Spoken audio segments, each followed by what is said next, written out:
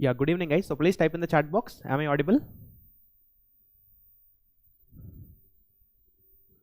Just a second. Yeah. So please type in the chat box. Am I audible?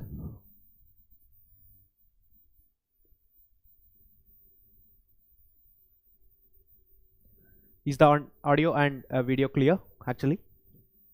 Yeah, okay. So let's start this session. So this is the third lecture and we are going to, just a minute. Oh, yeah, we are going to start this vapor power cycles today. And before going for vapor power cycles, we'll discuss a bit details about diesel cycle, and also we'll do comparison of auto as well as diesel cycles, okay? And also we'll see dual cycle. And if time permits, I'll also give you certain insights about indicated power, break thermal efficiencies, all these simple things, okay? And this is how we'll forward in today's lecture. So basically in last class, what we have seen is, we have discussed, of course, a basic IC engine cycle, combustion cycle.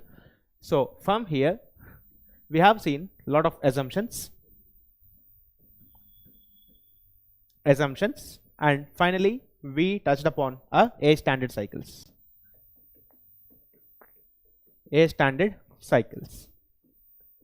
So A standard cycles. Now depending upon the combustion process that is taking place, we are splitting up into two parts. One is Otto cycle and the other is basically diesel cycle. Otto cycle, then we also have diesel cycle.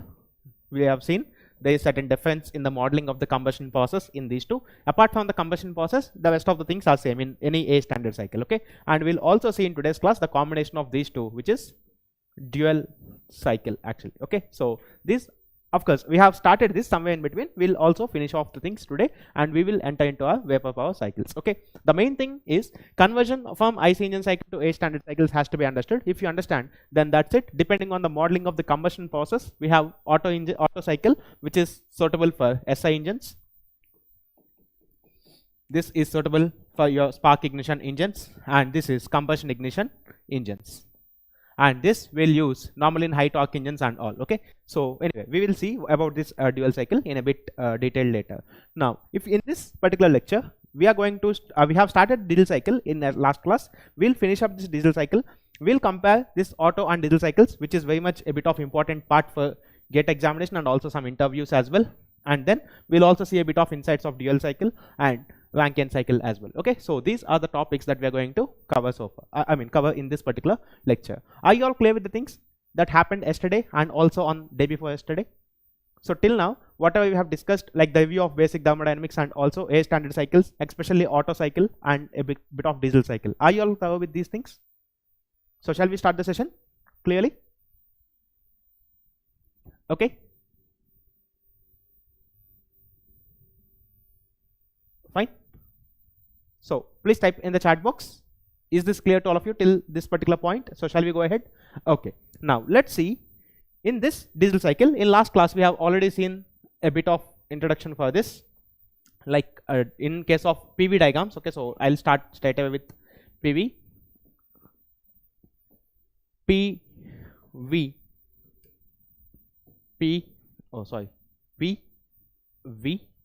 And we have seen we have a combustion 1 to 2, which is isentropic.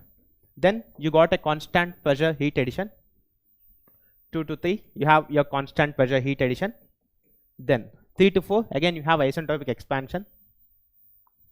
So this state is again 3. This is again isentropic expansion, and clearly constant volume heat ejection, okay? Because only the combustion process changes, rest of the process they doesn't change actually. Volume is equal to constant.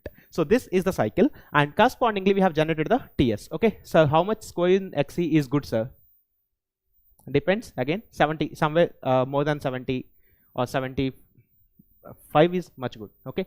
Last year when I secured All India Rank 10, my marks are 78.6 and All India first is like 83 odd, I guess, as far as I remember, okay? So anyway, this is PV. Now coming to TS, we can convert this to TS. Let's see. If you convert in terms of TS diagram, TS, okay? And so you have your combustion 1 to 2, which is isentropic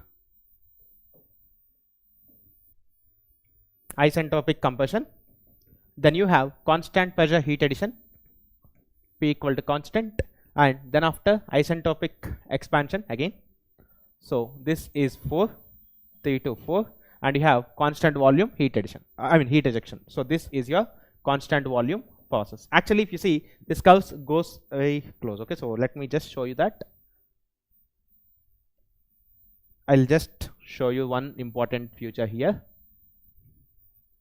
Because this is constant volume, so this has to be highly steep as compared to constant pressure. Okay, so you can see this.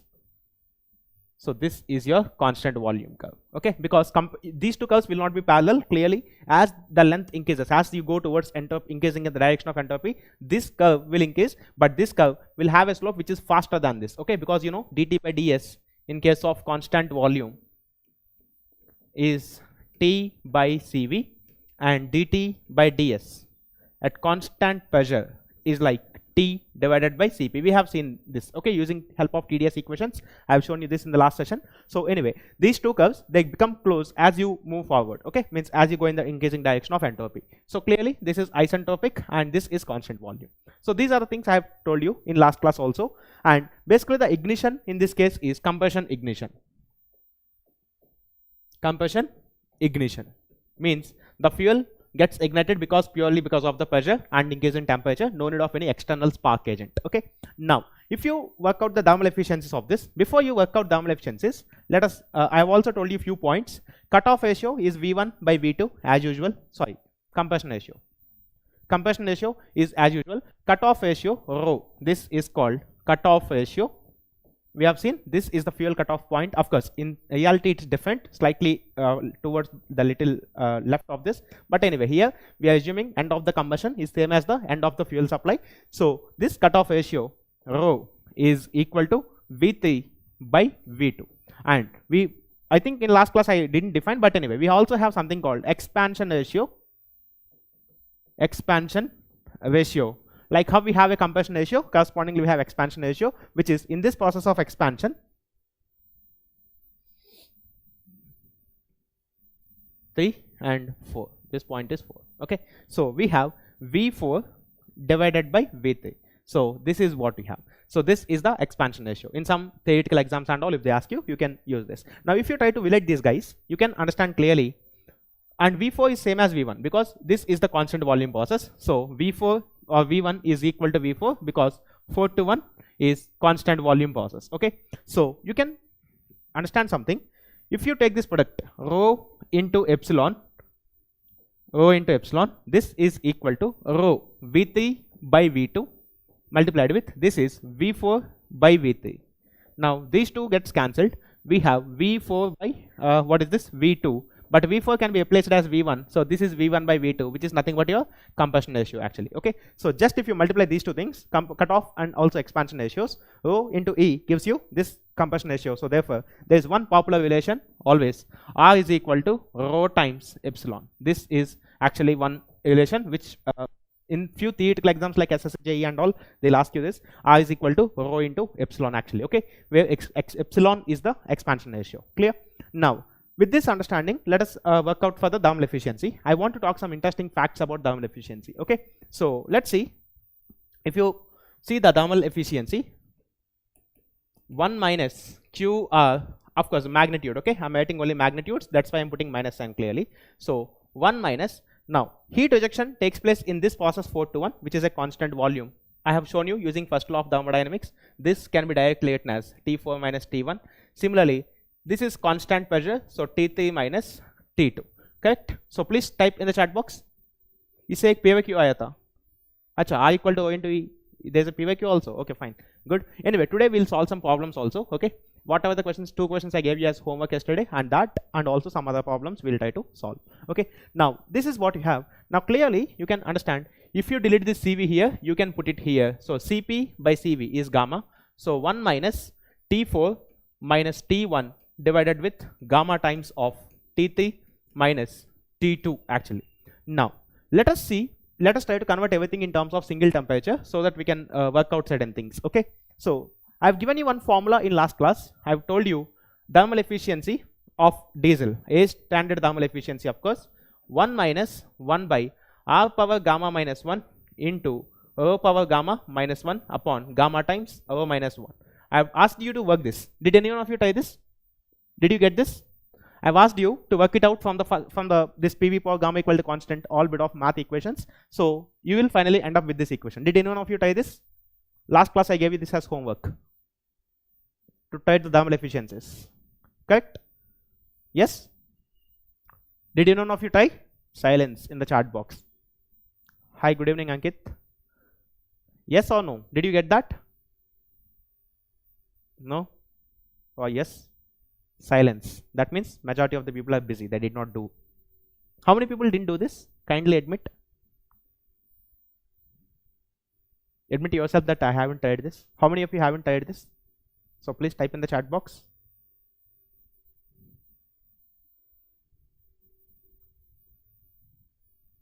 No. Yes, I did not do, sir. Good, Mohit. Fine. It's okay. You can actually try this. Already did in class. Okay, so you don't want to do again. Fine. So anyway, just if you convert these temperatures all in terms of T1 and if you try to eliminate, you will easily end up with this particular relation. Okay, so anyway, like anyone want me to show how this comes actually? It's easy actually. You can try still. You can try at home. Will you try today? Okay, will you get this? Because I'll skip it. Okay, because it's very simple actually. Just writing T2 in terms of T1 and also writing T3 in terms of T1, T4 in terms of T1, then cancelling T1 in all the 4 terms, then this is what you will be left with. Okay, just go through it. Fine.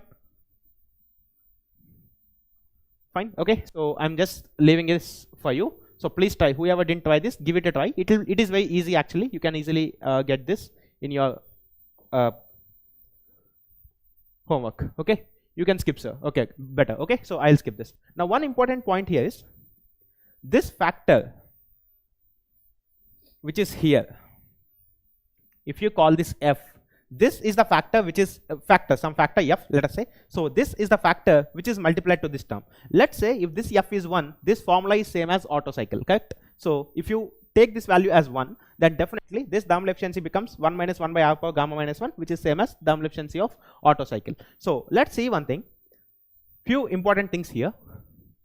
As rho tends to 1, this implies V3 by V2 or specific volumes, let us say V3 by V2 tends to 1. This implies V3 and V2 are becoming very close to each other. Then definitely the heat addition process becomes constant volume process. Okay, so that means this value, when you put O is equal to 1, this value should practically give you 1, and the efficiency formula should match with Otto cycle formula, because this V3 tending to V2 implies heat addition tends to heat addition process.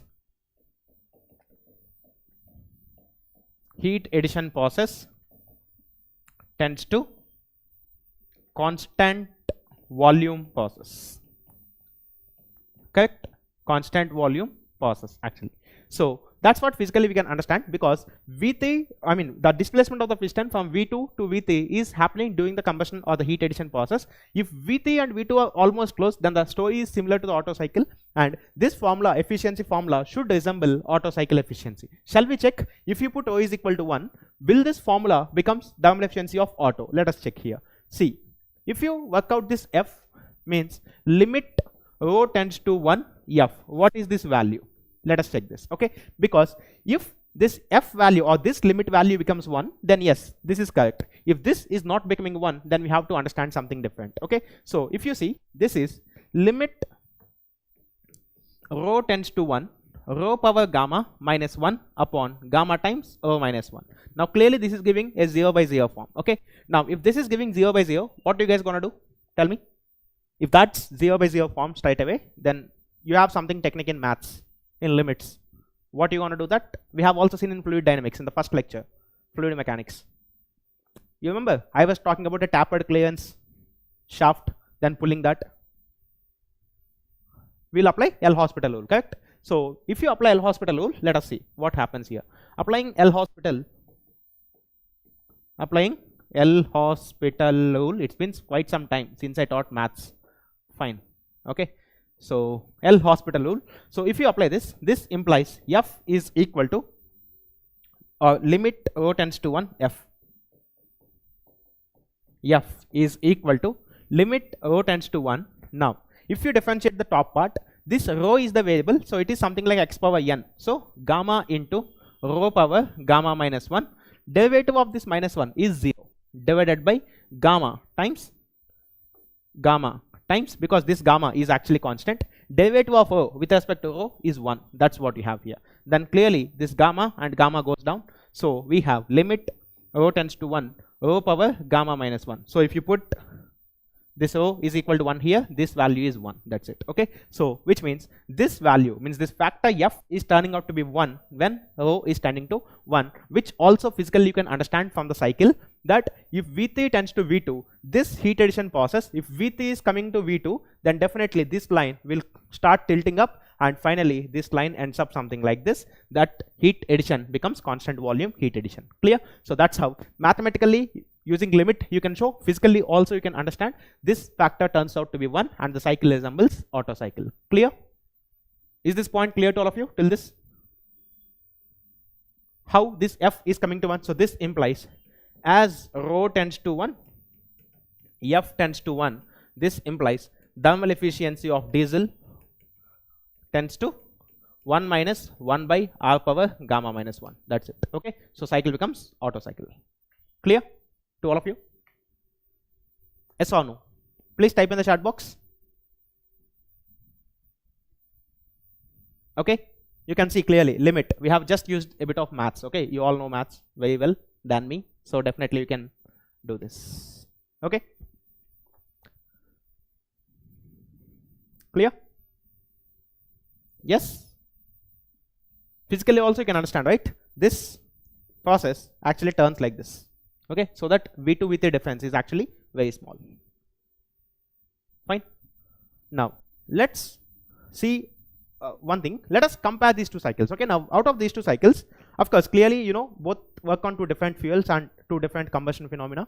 But if you have certain operating conditions, like let us say, for example, same combustion ratio. No sir, because of maths in this time, 𝐂𝐸 I got 3 marks in maths. Acha, okay, fine, no issue. In January somewhere I'll try to take sessions on 𝐂𝐸 maths so that it could be helpful for you. Okay. Normally I understand 𝐂𝐸 maths is tougher than mechanical maths, to be honest. Even if you see the questions, you can easily identify the level of toughness is different. But don't worry, definitely like last time, if Prakash, I think if in last year, if you are there in January before GATE examination, I have taken some sessions for 𝐂𝐸 maths, but of course only PYQs and some questions we have solved, but I'll try to take some sessions for 𝐂𝐸 maths as well. Okay, fine. So what we are doing, we are talking about diesel cycle. Correct. Now let us compare these two cycles. Okay, now I am telling you both operate on two different phenomena of combustion, but if you have certain limiting conditions like same amount of heat has to be added, or same amount of or same combustion ratio is there in both the engines, then which engine is always better? That's what we have to understand. Now let's see two different conditions for same combustion ratio. For same combustion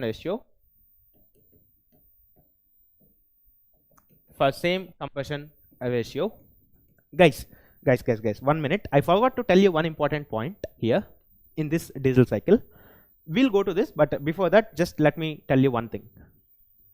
What do you think happens for, since you know, we know what I know, sorry.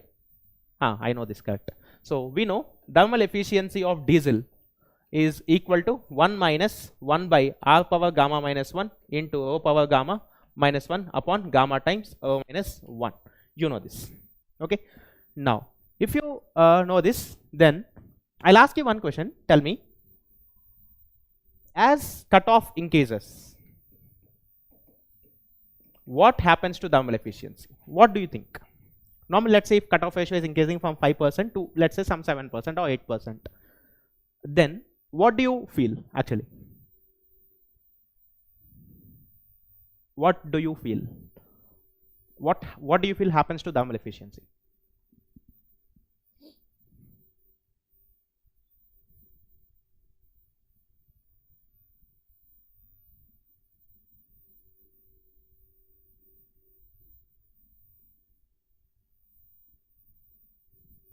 Increase or decrease or It doesn't matter, it remains same.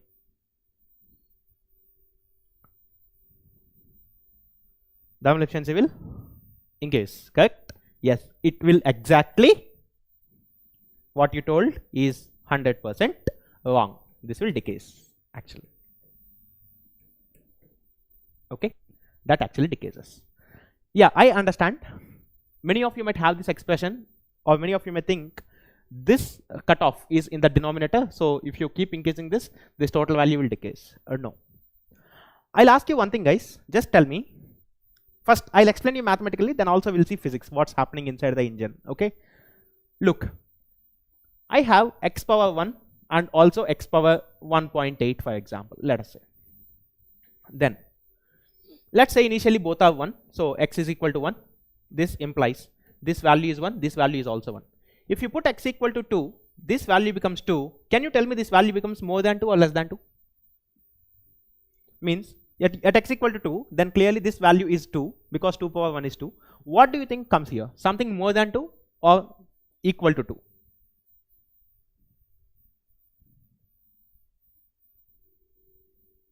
So decrease is understood because of numerator. I'll just explain you. We'll go in a sequence. So what do you think it happens here? Will it be more than 2 or it will be 2? It will be more than 2, correct? More than 2, something greater than 2. If I subtract 1, now let's say you understood this, it is simple maths. When you see these two things, rho and rho power gamma, now clearly you know gamma is always greater than 1, correct? 1.4 or 1.67 or 1.33, whatever, this is always more. Which means if you see these two quantities, this will increase fast, increases faster, correct? If you are increasing rho, compared to rho power gamma will increase fast. Okay. Now when you are increasing rho, if this numerator, of course -1 is subtracted from both, so clearly this quantity increases faster as compared to this quantity. Can you understand this? Yes or no? Means if you are increasing this cutoff ratio, this numerator will actually increase faster as compared to this denominator. Yes or no? Clear?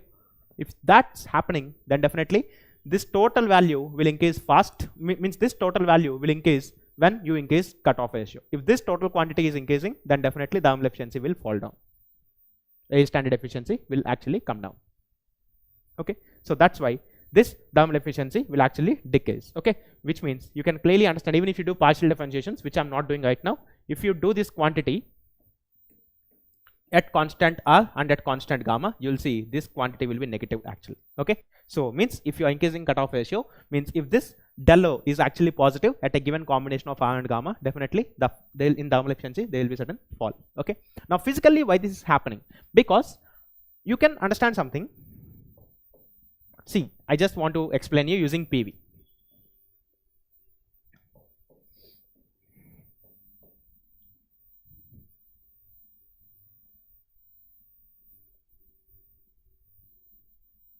This is one cycle, 1, 2, 3, 4.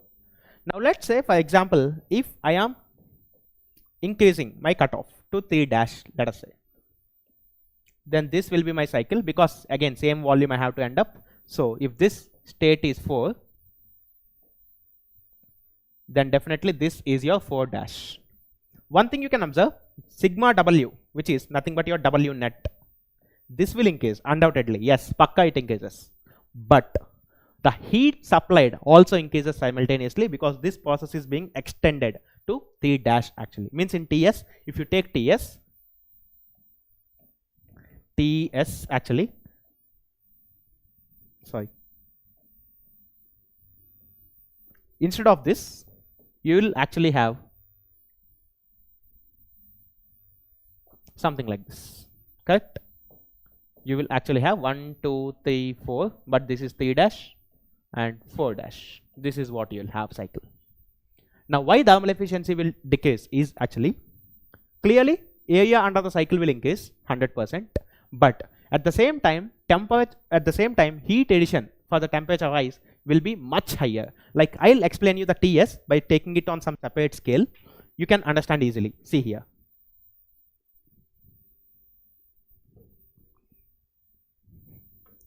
Ts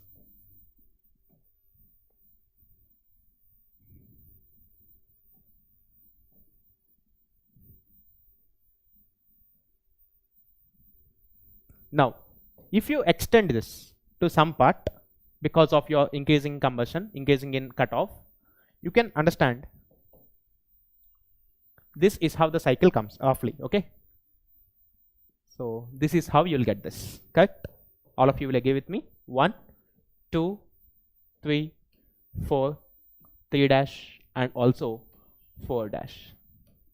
Now try to understand one thing here. This is constant pressure process, this is constant volume, and clearly the bottom line is more steeper. You can understand one thing. For this amount of heat addition, let's say if this is delta S at location A, for example, and let's say for example some other location the same amount of entropy difference, this is delta S B clearly. Okay, delta S A is equal to delta S B, means I am taking same amounts of lengths on x-axis. If I take same amount of length on x-axis, you can understand something here. Look, if you take this height and if you take this height is HA and this height is HB, for example. Out of those two, are they both equal, or which is more out of these two? First of all, tell me this, are they equal or not equal? Tell me one thing, are they equal or are they not equal? This HA and HB, are they equal or not equal? Come on, type in the chat box. Not equal. One thing is clear, they are not equal. Okay, because this constant volume curve, this is constant pressure, this is constant volume. So clearly along this constant volume curve, if you see, this curve goes very much close to pressure as you increase. Okay, so as you go in the increasing entropy direction, clearly these two curves will become close to each other. That's fine. Now if you take del Q equal to TdS, because everything is reversible, nothing is irreversible here. If you see, for same amount of ds, if ds is same, if temperature is high, definitely del Q is also high, which means for the same temperature difference or for the same entropy difference, the heat which you supply from this point to this point and this point to this point, if you see, definitely in this location you have to supply more amount of heat for the same entropy difference. Yes or no? Means if this is some temperature difference, and of course if you take mean, because this is very small, let's say for example very close I am taking, so that I am defining some average temperature here. Similarly, if I define some average temperature here, then you can understand clearly as you go in the increasing entropy direction, this temperature will actually increase. So for the same amount of ds, the actual amount of heat what you supply should actually increase. Okay, means it is easy to take the system from here to here by supplying some amount of heat, but here you need very large amount of heat. Okay, so that means as you progress in this direction, your del Q or heat addition QS increases very high as delta S or as entropy increases because of this logic.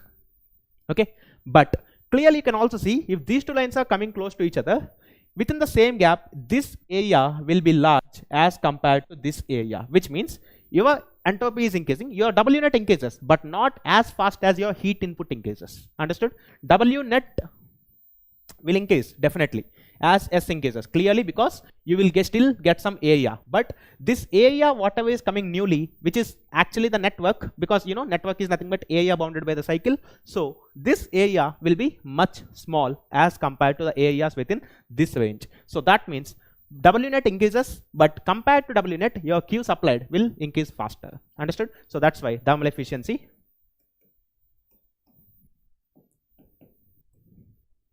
You can ask me, how can you relate this with O? Because if O is high, that means the state 3 is getting extended like this, you can see. Okay, so that's how as cutoff increases, definitely thermal efficiency will fall. What is the physics? Of course, this is all mathematical using cycles and bit of thermodynamics. Again, in thermodynamics, I used equations to explain you. Physically, what happens is, look, if you have a cylinder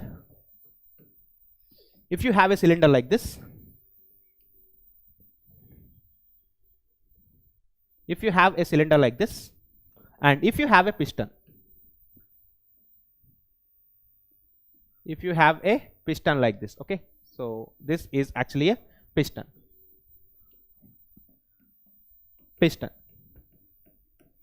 and let's say wave is getting, combustion is happening, you are spraying the fuel, so it's increasing.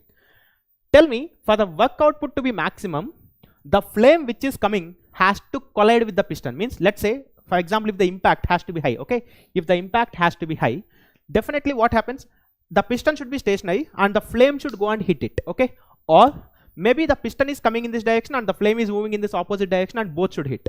Let's say if the piston is moving in this direction and flame is also moving in this direction, will the impact be powerful? Means, let's say flame is actually, instead of hitting the piston and creating some power, flame is actually following the piston, then will the impact or will the power stroke will be effective in that case? Tell me. If flame is actually following the piston instead of hitting it, then will the combustion or will the power stroke will be effective in that case? Come on, think a bit. Clearly, no. Okay, so that's why cutoffs are generally restricted something around 7 to 8%, not more than that. Okay, so this cutoff ratio, as O increases, thermal efficiency decreases, because the flame which is getting generated will not create a powerful impact. Relative impact is less clearly. Okay, so that's why the power stroke won't be effective. So the W net, even though it increases, but it's not matchable to the heat which you are supplying because of fuel. Okay, so that's why all this understanding gives you one very important point. As O increases, your thermal efficiency of diesel will decrease. Okay, clear? Everything has certain logics. Okay, so you need not mug up anything. All things are basically explained. Okay, now let's come to this story. For same combustion ratio, and in this first case, let us say for same amount of heat addition. For same amount of heat addition. For same amount of heat addition. For same amount of heat addition. Now, if heat addition is same and combustion ratio is also same, what do you think happens? Means, out of these two cycles, which has highest theoretical efficiency? Means, if I write thermal efficiency of auto and thermal efficiency of diesel, what do you think it comes between here? Greater than or equal to or less than? So if R and O both increase, then what can we say? We'll see. Okay, if R is increasing and also O is increasing, it depends on values. Okay, it's not like I cannot say something theoretically. We have to check the equations and values. Okay, because it depends how much R is increasing and how much O is increasing. Clear? So anyway, just if you compare these two, what do you think it comes in between? Greater than or equal to or less than? Come on, faster guys, time is running up, please. Quick.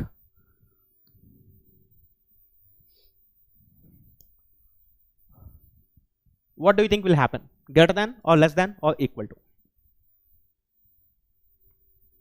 Think. Greater than. Is it? Really? Why greater than?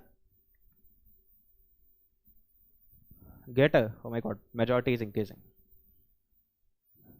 Auto cycle efficiency is more. Okay. Now tell me honestly, how many of you cannot decide what's happening here? How many of you are not able to decide what is happening here? Or maybe you know the answer but you don't know why. How many of you are in this situation that you know the answer but maybe you don't know why, or you don't know the answer generally? Yeah, it's okay. Shreya, Vivek, fine. I'll just give you some hint. Look here. As per your second law, you know one thing. No need of going for second law also. You can directly say here at this point. Let's say if the combustion ratio is same and all inlet conditions, everything is same, you know, because whether it's diesel or auto, air comes from the same atmosphere. Now, if the combustion process is same, definitely this process 1 to 2 will be common in both the cycles. Yes or no? means you take Otto cycle or you take diesel cycle, as long as the combustion ratio is same, inlet and outlet conditions are same because the combustion is isentropic clearly, this process remains same in both the cycles. Yes? Now let's see, first let me draw Otto cycle for my easiness.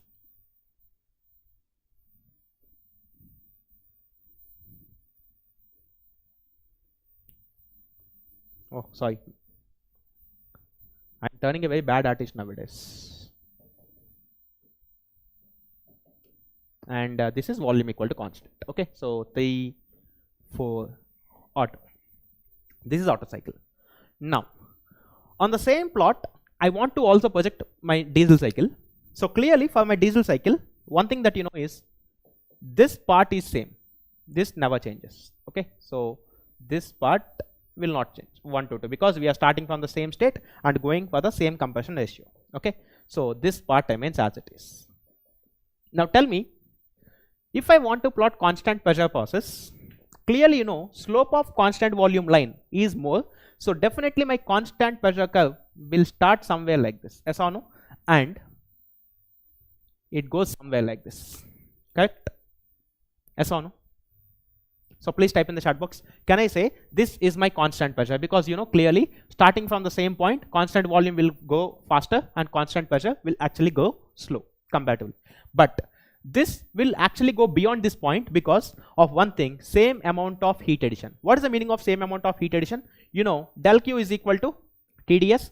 So if you want to integrate heat addition in the process is nothing but integral TDS, and mathematically you know that is nothing but area under the curve projected onto ds, so entropy axis. Okay, so projected onto entropy axis, but this line has to be same for both the cycles, correct? This line has to be same for both the cycles, yes or no? Because again V1 has to be same in both the cycles and heat ejection is constant volume, so clearly this is how the diesel cycle appears. So this is how we get the diesel cycle, which is like, if this is, oh sorry, yeah, if this point is 4, then this is your 4 dash, and clearly this is your 3 dash, of course. Okay, so that's your 3 dash. Now you can ask me why I have extended this line beyond this vertical line, because if heat addition has to be same, area under the curve has to be same. Okay, now since this curve, yellow curve, constant volume curve is above, so this is the heat addition in that process. Now if you want to make this area equal, definitely this blue curve you have to extend somewhere out. Okay, now if you extend out, one thing is very clear, this is the same constant volume line. Can someone comment about heat interaction from 4 dash to 1 and heat interaction from 4 to 1, which is large? I mean, of course I think I have written the answer. Clearly this is large, okay, because it is coming T4 dash minus T1 is definitely higher than T4 minus T1, because you can see this is nothing but CV into T4 dash minus T1 and CV into T4 minus T1. Clearly you know this is greater than this because 4 is below T4 dash. So heat rejection in case of diesel is getting large, understood? So this implies heat rejection in case of diesel is actually larger as compared to heat rejection in case of Otto, but heat addition is same, and you know thermal efficiency is equal to 1 minus QR by QS. Now this guy QS is actually same. This is same in both the cycles. Now clearly QR is actually less for Otto, so definitely thermal efficiency of Otto has to be larger as compared to thermal efficiency of diesel. Understood? Clear? Heat ejected will be more in diesel cycle, yes, of course. Okay, so you can see because T4 dash minus T1 difference is actually larger as compared to T4 minus T1 difference. Clear? Did you all understand this? Yes or no? So please type in the chat box. Did you all understand this TS? And can you decide now? This symbol is actually greater. Okay.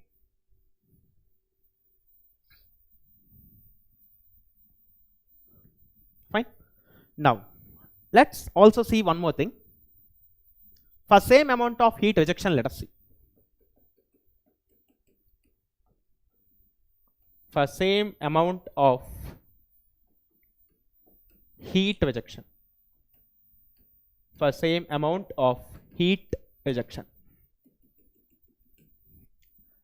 Thermal efficiency of Otto and thermal efficiency of diesel. Now what do you think will happen?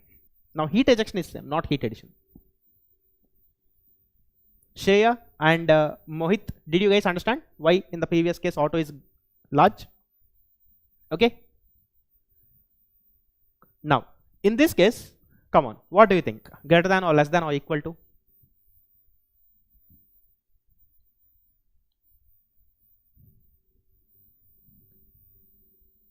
Clear? Okay, fine. So in this case, what happens? You tell me. Nitin, you feel that diesel will have more? Okay.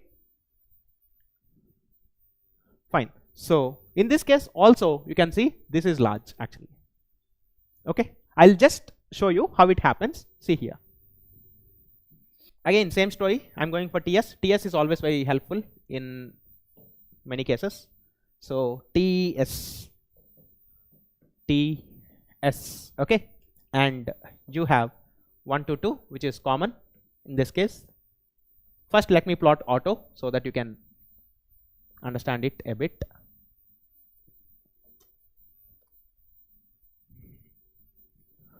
Three and 4. So this is your Otto cycle. Otto means this is constant volume. Okay. And of course this is isentropics and all, you know this. No need of writing, other three processes are same.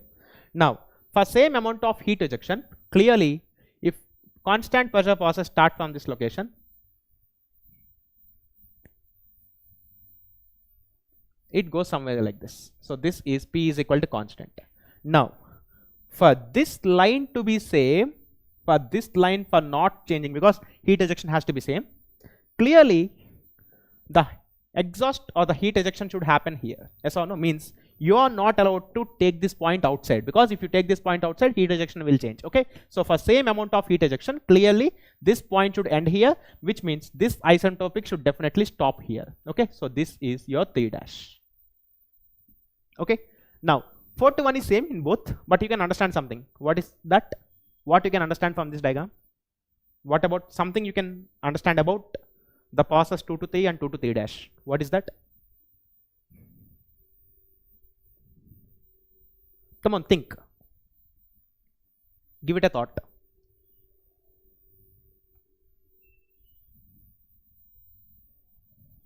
Come on, all of you. Mohit, Shreya, Nitin, Sukumar, Mudit, Yogesh, Premaj, Shashank. I couldn't read the names. It's going. Area, yes, exactly. Good. QR is same in both.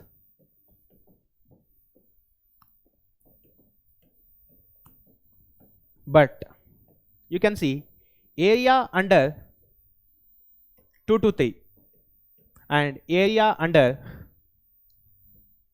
2 to 3 dash. If you observe, this is actually large.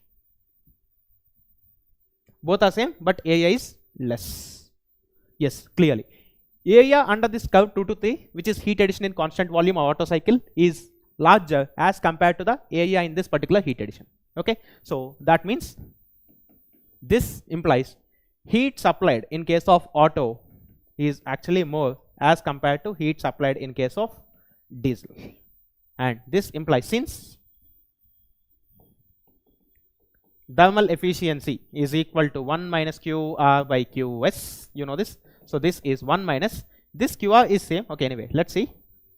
This is same actually, but this value is increasing or high for Otto. Now if this is high for Otto, then clearly this value will be small for Otto. That means thermal efficiency will be larger for Otto. That's it. Clear? Heat applied will vary. Heat supplied, na? Correct. Heat supplied will vary. Correct. Okay, so it is basically P is equal to constant. So that's V is equal to constant. So clearly this implies thermal efficiency of Otto will be more than thermal efficiency of diesel. Okay, so that's what we have. So as long as your compression ratio is same, clearly it doesn't matter for same heat addition or for same amount of heat ejection, always Otto will have a better efficiency thermodynamically. Clear? So this tells you one thing, that as long as the compression ratio is same, either for same amount of heat ejection or for same amount of heat addition, heat ejection, definitely auto will have highest efficiency. Is these 2 points clear to all of you? Because these two are technically very strong points. Okay.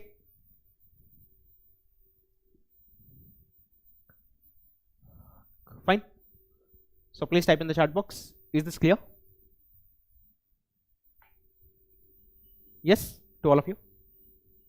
No need of mugging up. Okay, you have enough logics. Simple. I'm not teaching very complicated vector integration or something else here. It's just because of some graphs and area. I told you, thermo is relatively simple compared to fluids. Sir, is the representation for heat ejection? Is it only if the heat ejection is same, the two isentropic lines must coincide? Yes, definitely, because this volume has to be same. This isentropic curve has to again end on the same volume. That's why. This 0.4 has to be common for this isentropic and this isentropic, Clear? That's what. Because finally V4 should be same, in both the cycles. That's why. Because V4 is same as V1. If V1 is same in both the cycles, then V4 has to be same in both the cycles. Which means state 4 has to be identical in both the cycles. Okay? Clear?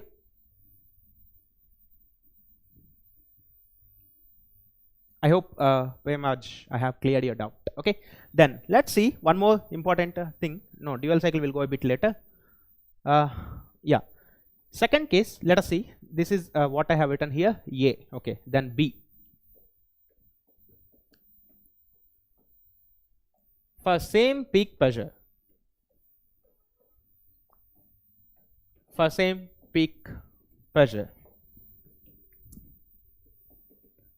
same amount of heat addition, let's say.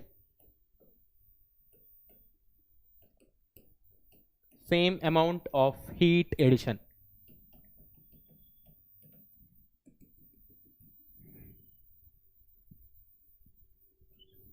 Magnitude of heat ejection is same, that's what even we have taken here. See, for same amount of heat ejection. Clear? That's what. Look, I'm telling you one thing. This is not heat ejection point. Okay, this is TS diagram, not PV. This is the heat ejection. Okay, so heat ejection will happen here, not here. This is TS diagram. This is 3 to 4 expansion. Okay, this is not PV. This is TS,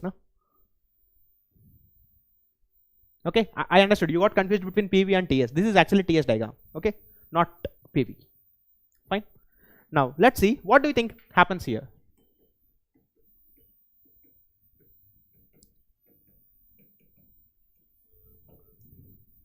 Come on, think. What do you think happens here? In this case, auto and diesel. Again, you can go for TS. I'll give you a hint.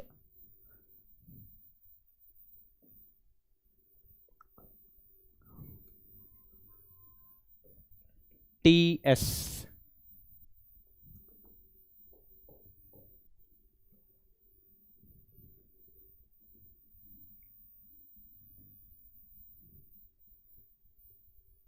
One, 2, 3, 4. So this is your auto cycle. Let's say P is equal to constant. Now, if I so diesel has high efficiency. That's what you're telling. Okay, correct. This is diesel. Okay, so diesel will have high efficiency. Look, I'll give you a hint. You can understand easily. This is diesel cycle. Now tell me, is the process 1 to 2 will be same in both the cycles in case of TS? If I'm having same peak pressure, look, I'll just try to help you with a PV. Normally in case of auto, what happens? You'll do a compression and then you'll do some amount of heat addition. Okay, this is what you have for auto and this is your PV, for example. So clearly this is your peak pressure. Now in case of diesel cycles, you will have constant pressure heat addition.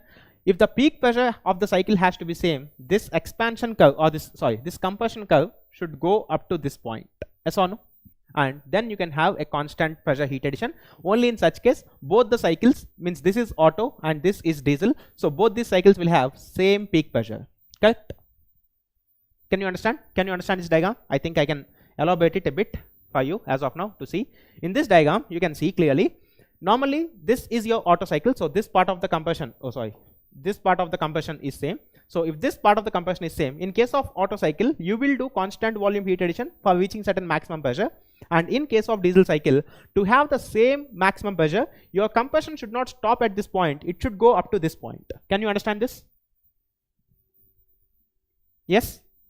If you want to have same amount of peak pressure, then definitely compression in diesel should be of larger length comparatively. Means it should go to some higher pressure as compared to Otto cycle. Yes? You can understand this much? Okay, so if you can understand that, then let's see. Fine. If you can understand this diagram, in case of diesel cycle, this compression should go up to some higher point. This is the logic. 2 dash. Now 1 to 2 is isentropic compression in Otto. Isentropic compression in Otto. And 1 to 2 dash is actually isentropic compression in diesel. Isentropic compression in diesel. Also practically, if you see, this 2 dash will be much high because compared to this compression pressure rise, the pressure rise because of combustion is very much large in case of engines. Okay, compared to the pressure rise because of the blast will be more as compared to the compression. Okay, so practically this value will be much higher than this 0.2. Okay, now anyway, if you see P is equal to constant now, let's say this is going very slowly, but you should stop it somewhere here. You should stop it somewhere here. It cannot go up to this point, up to this vertical line. The reason is heat addition is same. If heat addition is same, area under 2 to 3 and area under 2 dash 3 dash has to be same. That means this point has to stop somewhere here.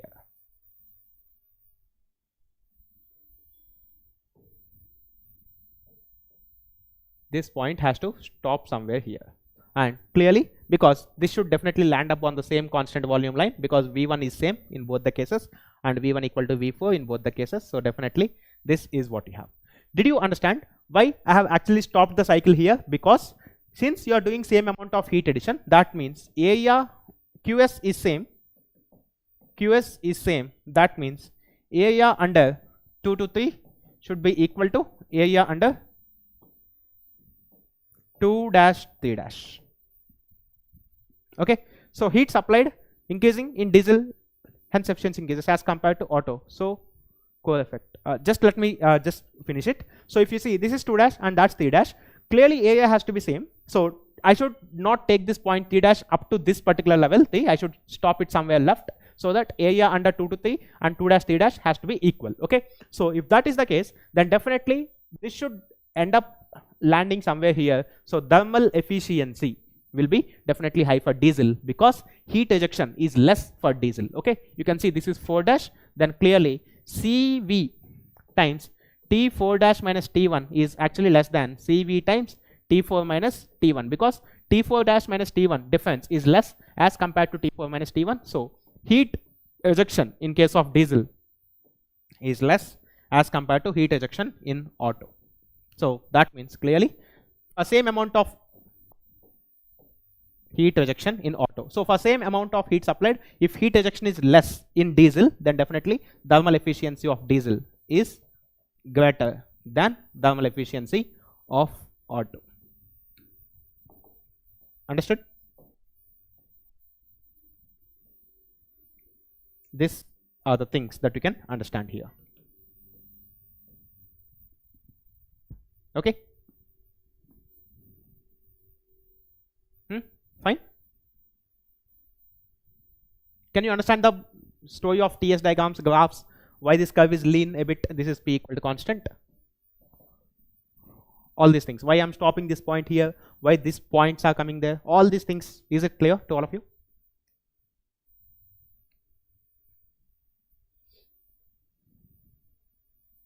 Okay. So is this clear to all of you?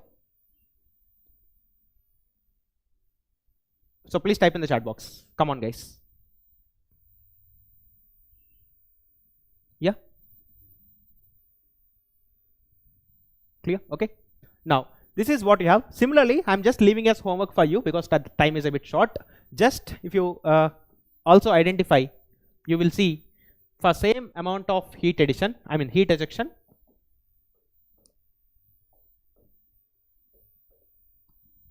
for same amount of heat ejection,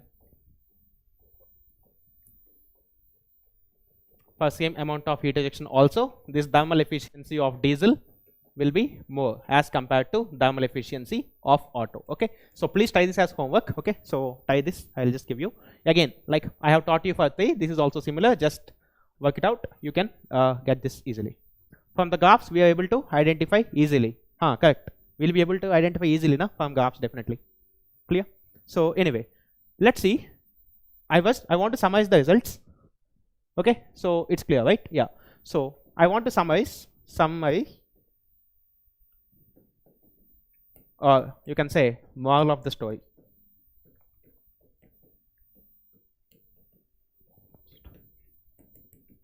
Okay, so from the story what did we learn? For same combustion ratio,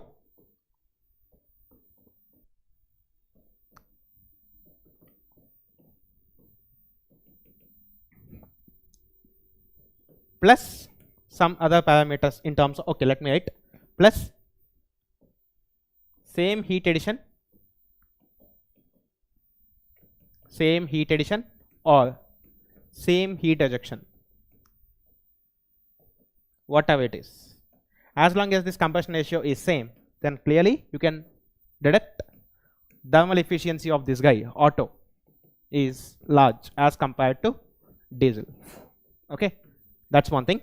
And second thing that you can talk is for same peak pressure,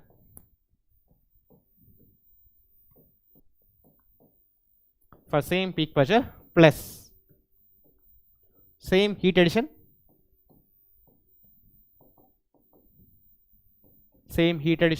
or same heat ejection.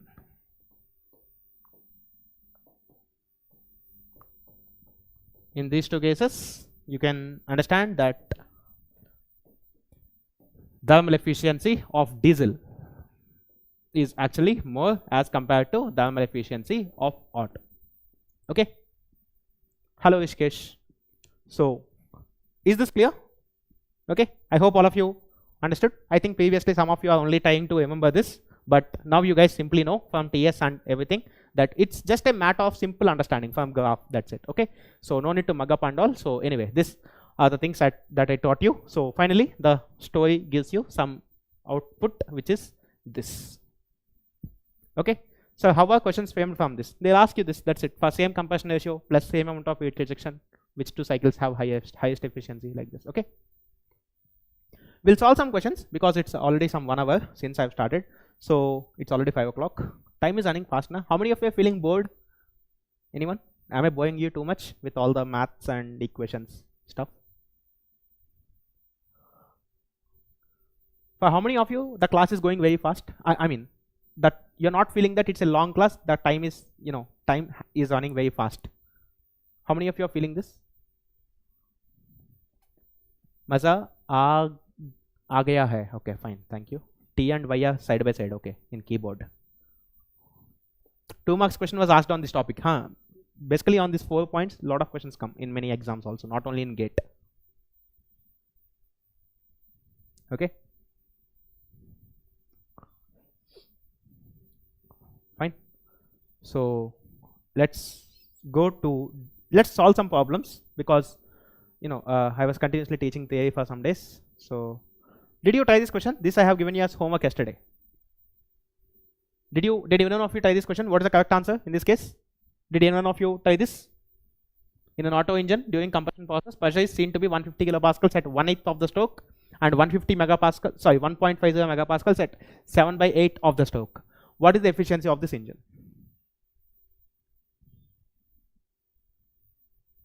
Theoretical questions.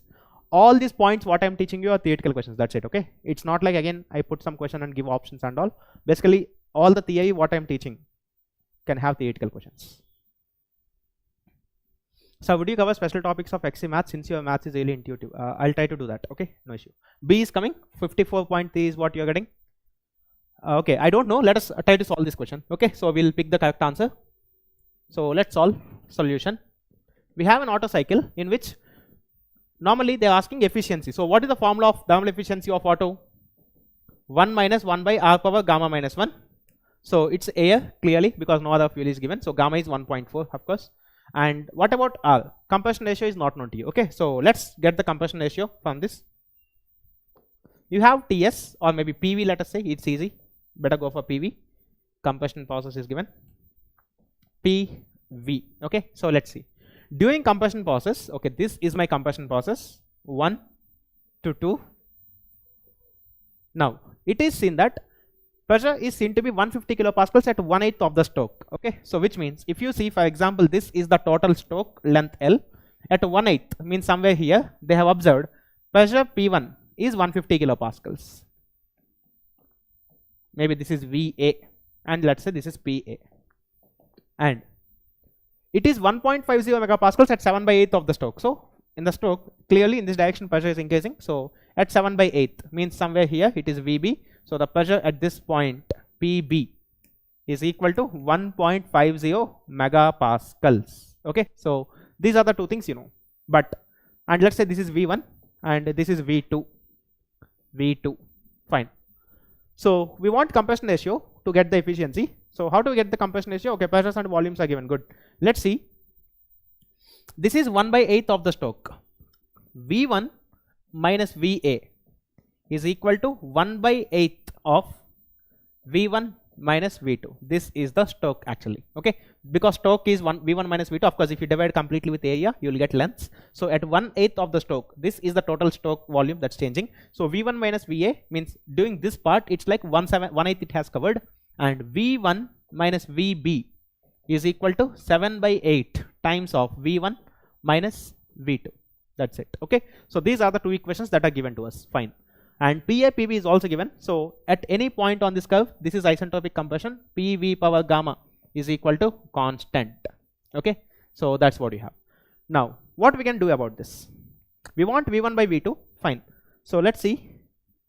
P1 V1 power gamma is equal to P2 V2 power gamma.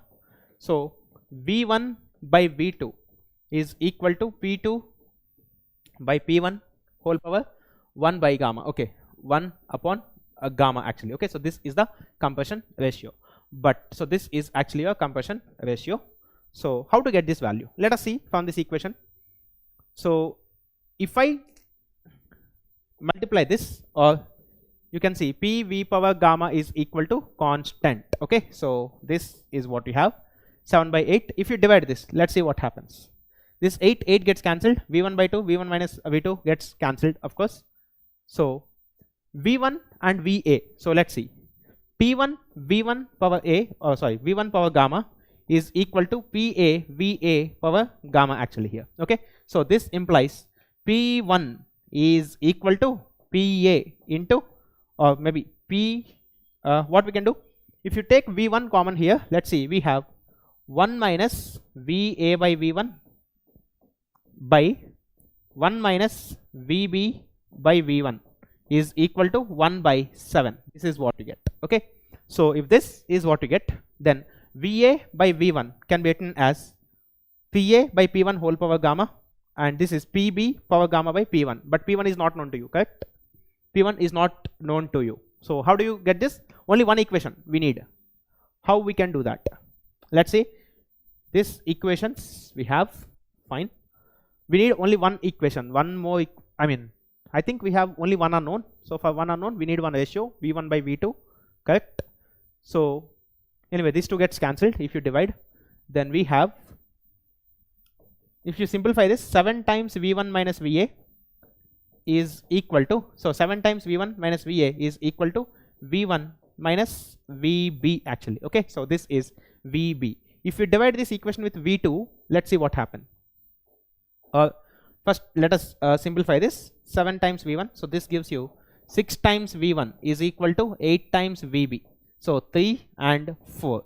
So 3 times V1 is equal to 4 times VB. Fine. So 3 times V1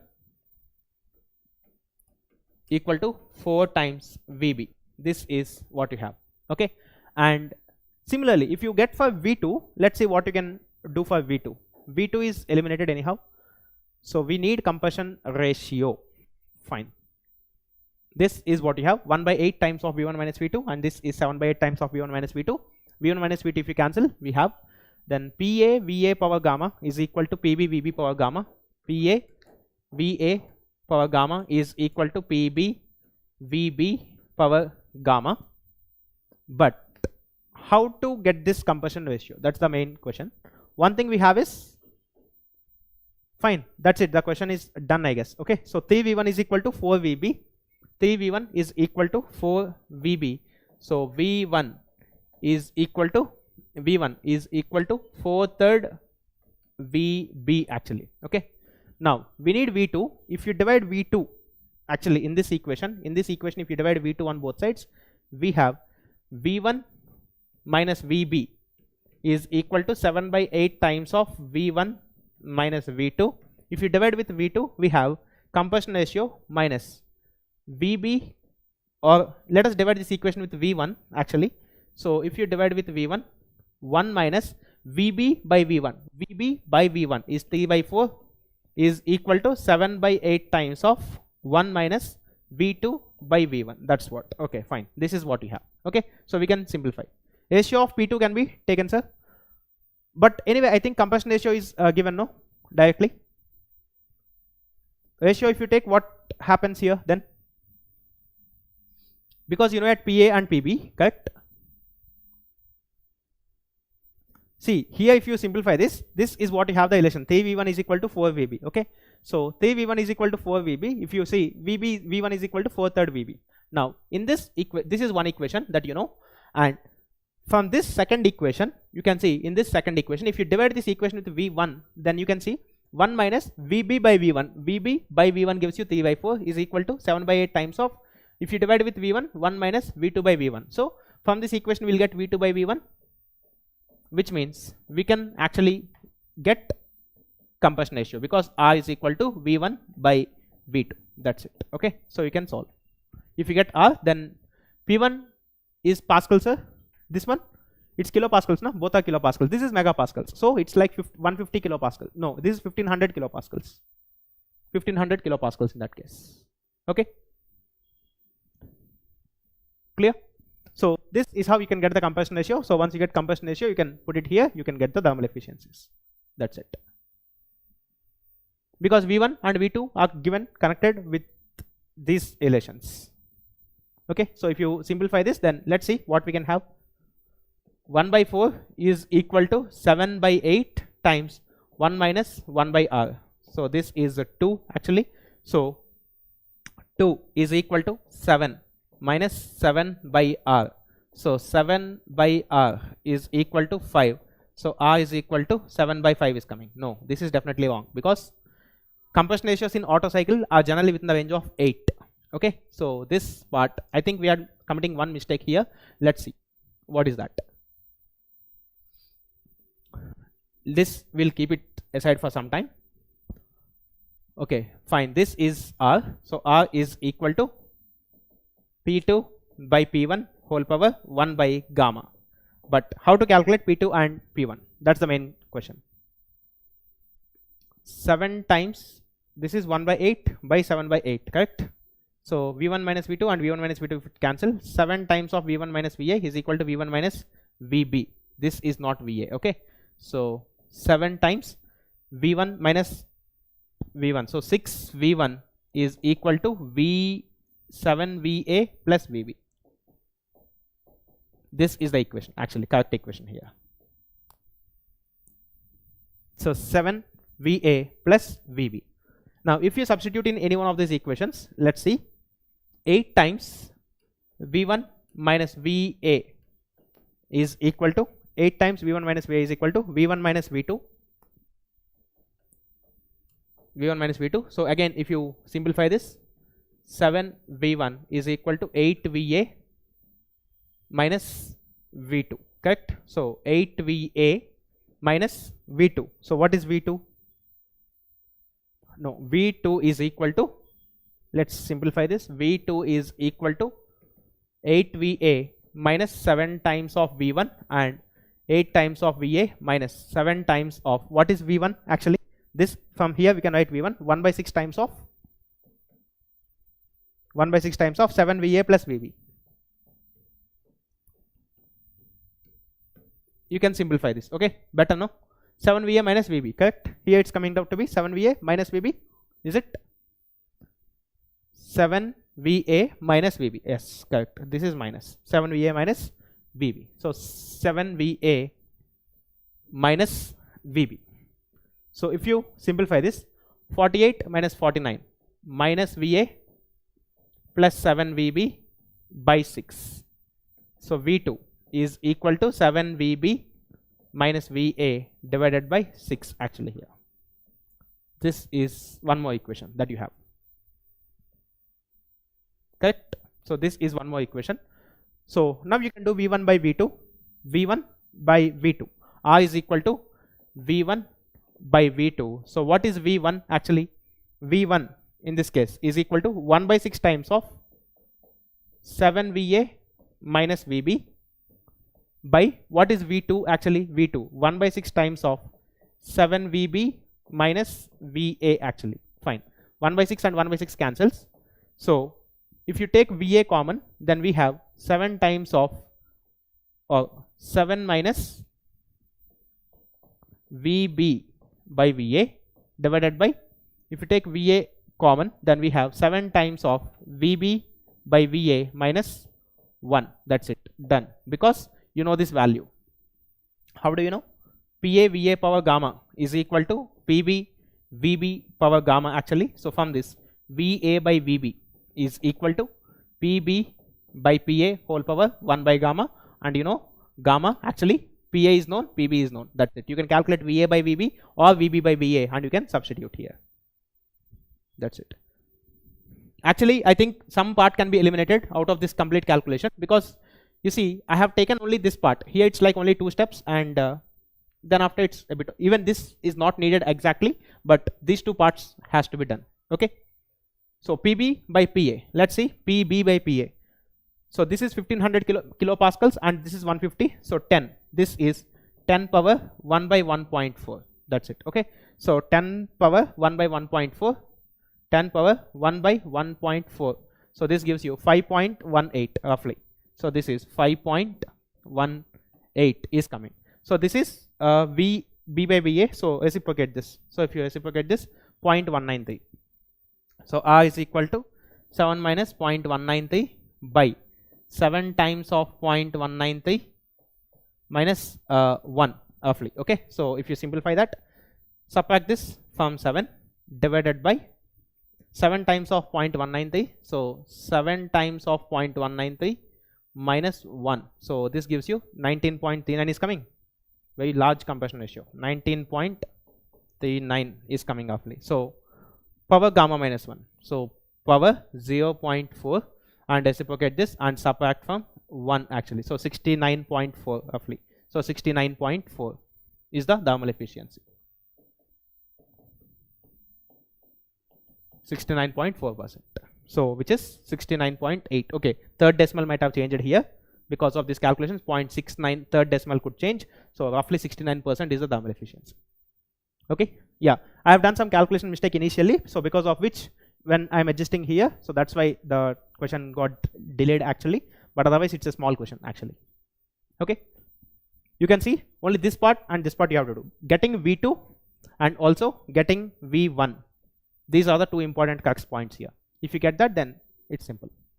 Okay, fine, because initially we have committed some mistake when I'm simplifying this, so because of that we did not get the correct answer. Okay, so it's something around 69.4 is the correct answer. Clear? Because anyway it's just a theoretical data, so that's why R is becoming 19.39. Practically for auto engines it's like between 8 and 12. Okay, because these questions are intentionally made slightly lengthy, because when working out these questions you will get some good idea. Okay, so let's solve next question. This, and I think I have one more question. Okay, so fine, this let us see here.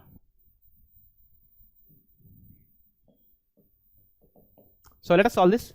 the percentage loss in A standard efficiency of a diesel engine working at a combustion ratio of 14 if the fuel cutoff is delayed from 7% to 12% actually. Okay, so clearly, you know, as cutoff increases, thermal efficiency will decrease. Okay, so that's why they are giving you the percentage loss, of course. Okay, so anyway, they are asking you to write the percentage loss in A standard efficiency of a diesel engine working at a combustion ratio of 14. Okay, so let's see thermal efficiency in the first case.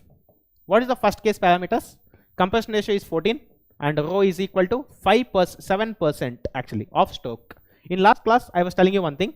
If you see, cutoff is X% of Stoke. This means cutoff is X% of Stoke. So this gives you V3 minus V2 is equal to X by 100 times of V1 minus V2. So if you delete V2 all over, this becomes rho minus 1 and this becomes R minus 1, correct? So rho is equal to X by 100 times of R minus 1 plus 1 is what we have as the relation. Now first case, if cutoff is at 7%, okay, so means case 1 at X is equal to 7. This implies rho is equal to 7 by 100 into, what is the combustion ratio? 14. So this is 13 plus 1. So rho in the first case is equal to some value, and in the second case X is equal to 12. So this implies rho is equal to 12 by 100 times 13 plus 1. So this it gives you rho 2 is equal to some other value. So let us check. 7 into 13, 91. So this is 7, that is a 91. 91 by 100 is 0.91. So this is 1.91. And coming to here, 12 into 13, 1. So divided by 100 plus 1. Okay, so 2.56. Okay, so plus 1, 2.56. So this is 2.56 in the second case. Okay, so in the first case cutoff is 1.91 and in the second case cutoff is 2.56 actually. So let's see. So here in this case 1 minus 1 by R power gamma minus 1, because this combustion is 14, into rho 1 power gamma 1.91 power 1.4 minus 1 by 1.4 into rho minus 1, 0.91. This is the first case. In the second case, thermal efficiency calculated for the parameters 14 and rho is equal to 2.56. So this is equal to 1 minus 1 by 14 power 0.4 into 2.56 power 1.4 minus 1 by 1.4 times of 1.56. That's it. Okay, so you can calculate this value, and also you can calculate this value using computer using this 1.91 power 1.4. So this value minus 1 divided by 1.4 into 0.91. Okay, 0.91 actually. Okay, it's okay, second decimal will not impact much. 1.17 divided by 14 power 0.4 divided by 14 power 0.4. So this value, subtract this from 1. So subtract this from 1. It's around 59.28%. Now clearly this value should come less than this, because we know practically as cutoff increases thermal efficiency will decrease. Let us compute this. 2.56 power 1.4 minus 1. So this value divided by 1.4 into 1.56. So this is the value divided by 14 power 0.4. Now subtract this from 1 actually, 0.5625, 56.52, 56.52%. So clearly you can understand this is decreasing from 59 to 56. Okay, so now you can calculate the percentage, just a bit of math. Percentage loss is equal to thermal efficiency in the first case minus second case with respect to the first case into 100. That's it. Okay, so now let's see. 59.28 minus 56.26 by 59.28 into 100. So this value minus, okay, so this has to be subtracted from 0.5928. Okay, so 0.5928 divided by 0.5928 into 100. So 4.6% roughly. 4.64 is the change in the loss. Okay, fine, very fast, sir, because we lost some time here in this question. Okay, because of some small calculation. हमें सिर्फ देखना है क्या? Because this question I have already given in yesterday, na? This question or some other question, I think. But you all understood like how it's happening? बहुत तेज से चल रहा है क्या class? But this is, you know, just I haven't done anything big. In this formula I have substituted these two values.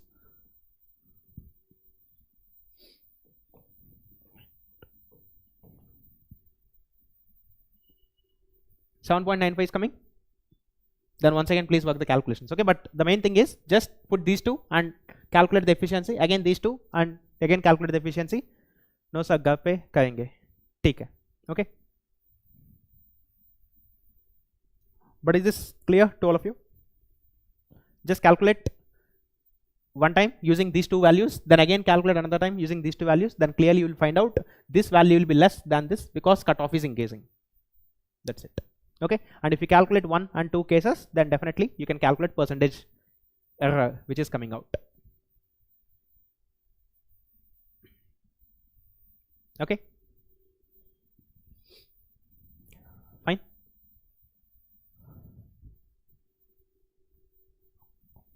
Clear?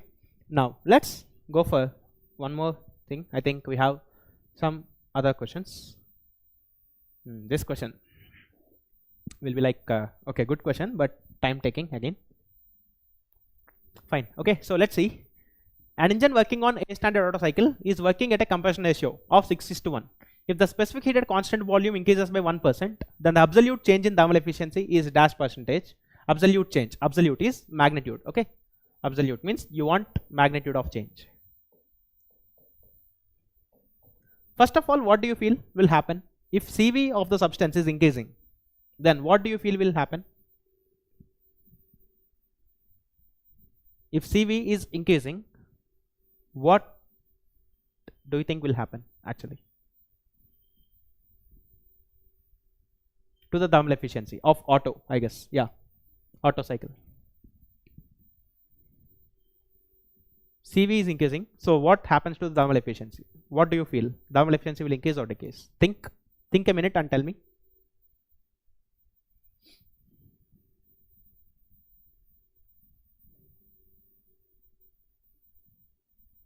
What happens to the thermal efficiency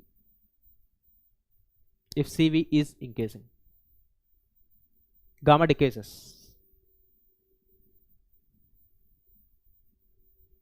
Gamma decreases, really?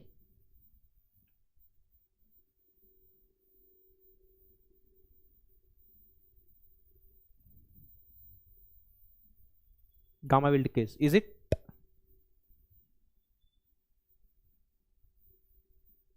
Pakka gamma decreases or not? That's what the question. Gamma will decrease or increase? Because you know it is ideal gas only. So okay, so a standard cycle. So clearly you can see Cp means gamma is equal to Cp by Cv. Okay, but Cp is again Cv plus R. So if Cv increases, definitely Cp also increases. But what do you think will happen for this result? Thermal efficiency decreases. Heat supply increases, gamma decreases. Fine. Let's see one important things here. In this case, yes, one thing is correct, your gamma decreases, definitely.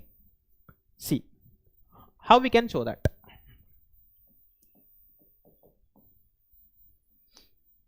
First of all, if the specific heated constant volume increases by 1%, means dou Cv by Cv is 1%, means it is increasing by 1%. Okay, so let's see how we can actually relate thermal efficiency with Cv. First of all, we know thermal efficiency of Otto is equal to 1 minus 1 by R power gamma minus 1, maybe 1 minus gamma. You can write this, okay, because you know A inverse is equal to 1 by A. So 1 by R power gamma minus 1 can be written as R power 1 minus gamma actually. Okay, now gamma can be written as Cp by Cv, of course. This can be written as Cv plus R by Cv. So 1 plus R by Cv. So this implies 1 minus gamma is 1 minus 1 plus R by Cv. So this 1 and the 1 gets cancelled, minus of plus this is minus R by CV actually. Okay, so 1 minus gamma can be written as minus R by CV. Gamma is constant property. Why it's changing? It is not function of temperature. We have assumed like it is not function of temperature, but here for example, if it is changing, okay, if it is changing, then how things get changed? That's what. No constant volume heat ejection will be affected. It gets affected. Actually, constant volume heat ejection will not get affected. Process remains as constant volume. But I'll ask you one thing, guys. Just see. At constant volume, you know, Qs is equal to Cv into delta T. Okay. Now, if this is increasing, for the same amount of Qs, your delta T will decrease. Yes or no? And normally thermal efficiencies, if you see, 1 minus TL by Tm, actually, of course, cycle is reversible, that's why I'm writing this. Normally, when TL, heat addition and heat ejection are not at constant temperature, we take mean of this value. Okay, means in general, if you see, we can actually take this as, which in Rankine cycle I will show you, TL mean by TH mean is what you will say. Okay, and when this temperature change is getting affected, definitely these values gets affected and this will get affected.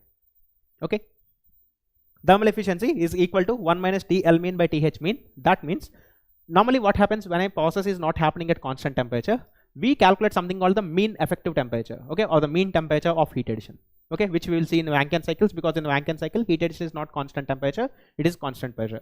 Okay, so this is one important thing. So 1 minus R divided with Cv. Okay, so if this is, but are not given that heat supply is constant, I'm telling it's not, my intention is not to tell you that Qs is changing, because if when Cv changes for a given amount of heat, this temperature changes, or the temperature change will get affected. That's what I'm telling. Clear? Look, if specific heat is increasing, let's say for example, if I take a substance, okay, if I take this pencil for example, it has some specific heat. Now, what is the meaning of specific heat actually? The amount of heat required to raise the temperature of this by 1 unit, correct? At constant volume, for example, if it's Cv. Then, for this substance, if Cv is increasing, that means for the same amount of temperature increase, the amount of heat I have to supply is high. Understood? Clear? In this case, if Cv is increasing, that means for increase in temperature, definitely the amount of heat I have to supply is large. Clear? That's why this gets affected, because of which these two gets affected and this gets affected. Clear? Now anyway, let's see how we can talk in detail for this question. This implies, I'm just replacing with eta 1 minus R power minus R divided with Cv. That's what we have. Okay, so because this 1 minus gamma can be replaced with this, so this is what we have. Now we have one function, maths. Now it's purely maths.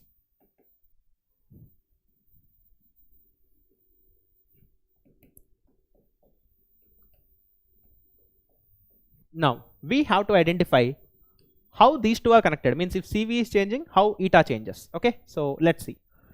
Let us simplify this. If you apply log to the base e on both sides, or maybe before applying log, let us do one thing. 1 minus eta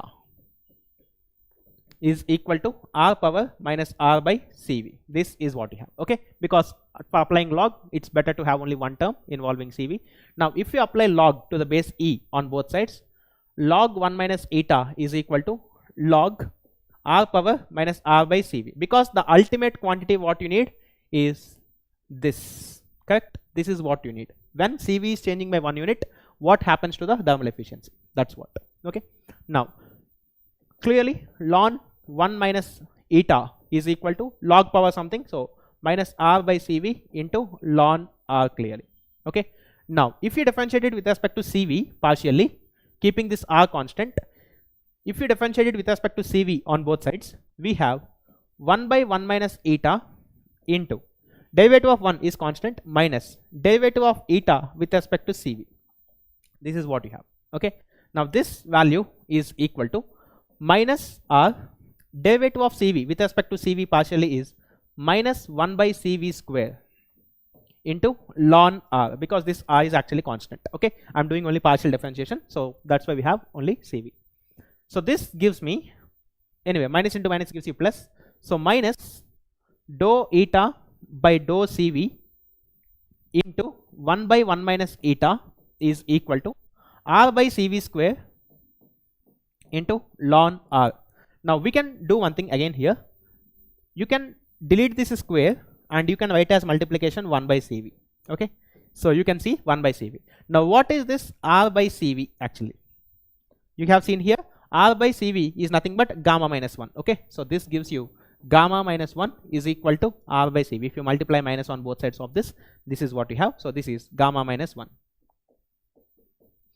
So from this simple maths you can understand dou eta by dou CV is equal to dou eta by dou CV is equal to, this is gamma minus 1, this is 1 minus eta. So if you multiply this minus here, we have eta minus 1. So, or maybe put this minus sign here, minus, take this minus to the right, 1 minus eta into, this is gamma minus 1 into ln r into 1 by CV actually. Okay, so this is what we have here. So this implies dou eta is equal to minus of 1 minus eta gamma minus 1 into ln r into dou CV by CV, dou CV by CV. Now you want to tell that for, if you they are asking the absolute change in thermal efficiency is dash percentage, so you want this as percentage, so you put eta and also eta here. Now if you multiply with 100, dou eta by eta into 100, so this gives you percentage change in thermal efficiency minus 1 minus eta by eta into gamma minus 1 into ln r into dou CV by CV into 100. So this is nothing but, because this 100 is multiplied on both sides, now this value is nothing but percentage change in CV, percentage change in CV actually, which is given to you. And at this particular situation where r is equal to 6, compression ratio is 6, let us calculate what is the thermal efficiency first. What is eta value? Eta is 1 minus r power gamma minus 1, or 1 minus gamma actually. So 1 minus 6 power minus 0.4. Okay, so minus 0.4. So what is the thermal efficiency? 6 power minus 0.4 minus 0.4. So this is the value. Subtract it from 1. So subtract this from 1. 0.5116. So this is the thermal efficiency at these conditions. Look, I'm not doing any fluid mechanics here, just a bit of maths. Okay. Now let's see if this is 0.5116. Percentage change in thermal efficiency, definitely this is going to be negative because of this minus. Clearly we know as CV increases, because of this efficiency will decrease. Okay, so minus, okay, if you put modulus on both sides, then we have modulus. If you put on both sides, modulus if you put, then this value is equal to 1 minus 0.5116 by 0.5116 into gamma minus 1 0.4 ln 6 into, this is 1%. Okay, so that value is 1. So just simplify this, you'll get the answer. Okay, so 1 minus of this value,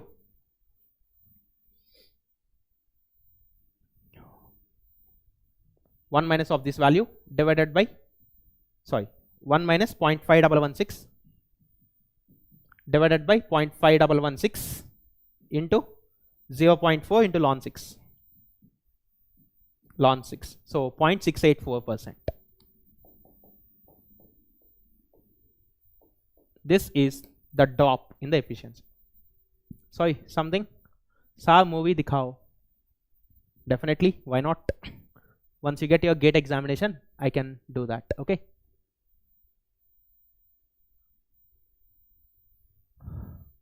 fine.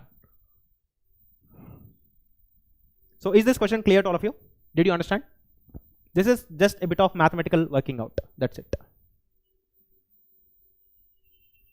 Okay, so one thing that you can understand physically is this value. Once you get this, then if CV is changing by 1%, what is the change in thermal efficiency? That's it. Okay, in school level, in +1 maths level, you might have done this. Okay, whoever has done diploma also, there is one chapter called applications of differentiation. You know that when one property or one quantity is depending on other quantities, then some change in these quantities will create some change in the physical quantity. That's what. Like for example, if you say pressure is function of temperature and volume, then by creating small changes in temperature and volumes, what is the change in pressure? That's what these questions. Okay, so anyway, this value is around 0.68%,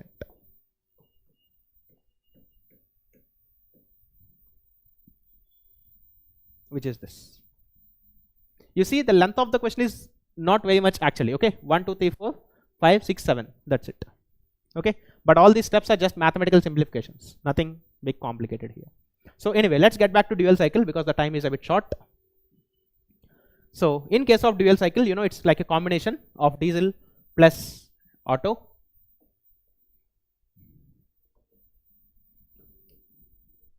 P and V. 1 and 2, you have isentropic.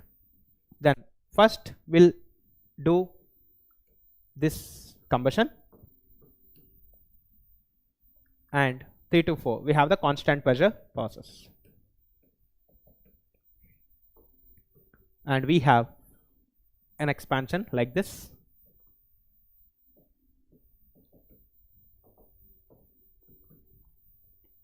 Five to 1.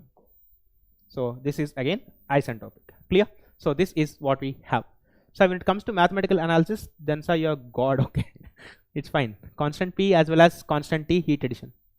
Constant P as well as constant volume heat addition. In this we have constant volume and also constant pressure heat addition. Guys, can anyone tell me? Look, you know, there's an isentropic volume, pressure, again isentropic, and again, sorry, this is constant volume. Okay, V is constant, PV. Okay, now tell me one thing. Can I construct a cycle which is like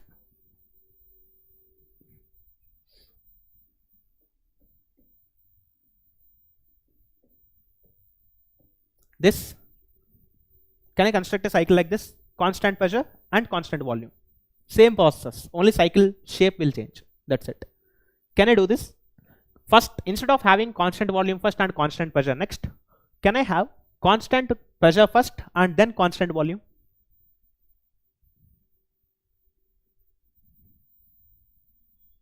Yes or no?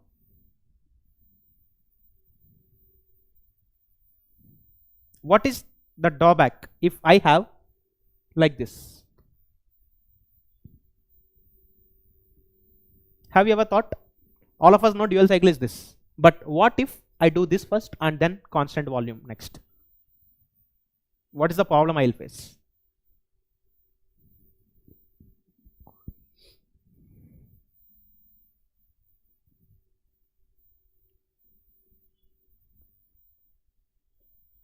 Come on, type in the chat box. Think. Something's happening there.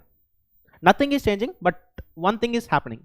Yes, net work output decreases. Okay, because you all know work net is equal to cyclic integral PdV. So this is nothing but area bounded in the diagram. Okay, but if you have constant pressure first and then constant volume, this part of work you will lose. Okay, so that's why. And this part is actually very powerful part because it's the beginning of the combustion parts. Okay, so that's why this part gets eliminated if you go for this combustion. Okay, so that's why psychometric will be taught, area under curve will decrease. Sorry, I'll teach psychometric, that's okay. Okay, area under curve will decrease, fine. Okay, so anyway, you will see there is certain decrease in the area. Okay, so that's why we generally don't go for this process. Okay, we go for constant volume first and then constant pressure. Okay, once more, yeah, definitely. If you take this part, this area you will lose if the process is like this. Understood? And area is nothing but cyclic integral PdV. So area in the complete cycle, so area in the cycle will decrease. अब देखिए, अगर diagram मैंने ऐसे बनाया तो इस area cycle के अंदर नहीं आता है ना, सो W नेट कम हो जाएगा. That's it. Okay, got it? Fine. Okay, now anyway, TS, if you see for TS,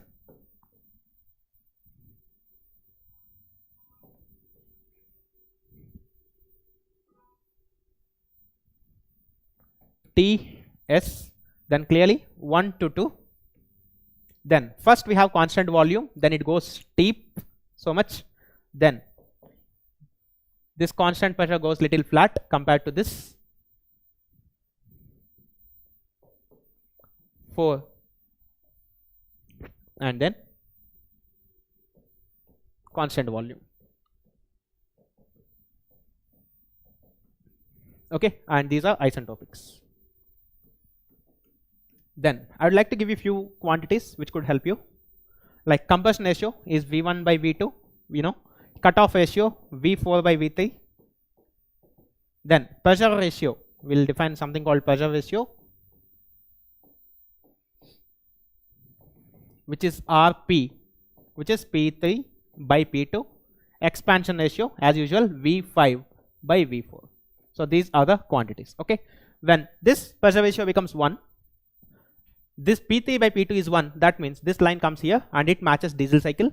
And when cutoff ratio is 1, as you know, this line meets here and this becomes Otto cycle. Okay, so rho tends to 1 becomes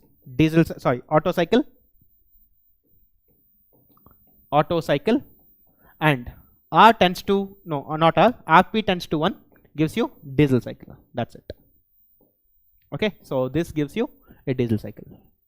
Clear? Explosion ratio. Okay, fine. V5 by V3. And anyway, now I'm not doing the thermodynamic analysis because even in gate examination, generally questions don't come from dual cycle because question turns out to be very lengthy. But all you have to do is only this. So once again, please, yes. So we have a constant volume and a constant pressure process. So this curve is constant volume. So the slope will be high as compared to this part. Okay, and then you have the isentropic expansion. The curve closes with heat ejection. Clear? This is PV and corresponding TS. That's it. Okay. Any much doubts here to any one of you?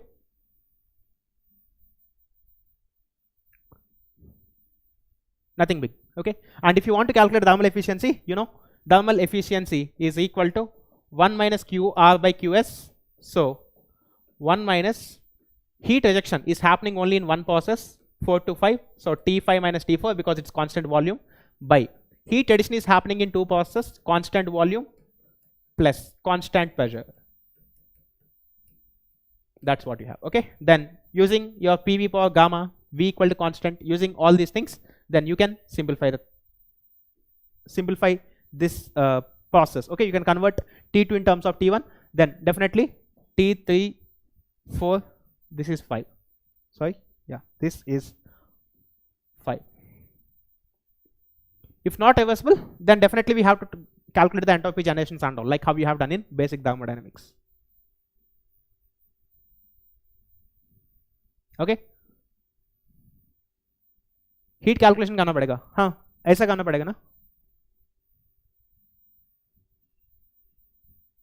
Okay, if cycle is irreversible, we'll just denote the states with enthalpies. That's it. Okay, we are not supposed to write Cp into T3 minus T2 and all.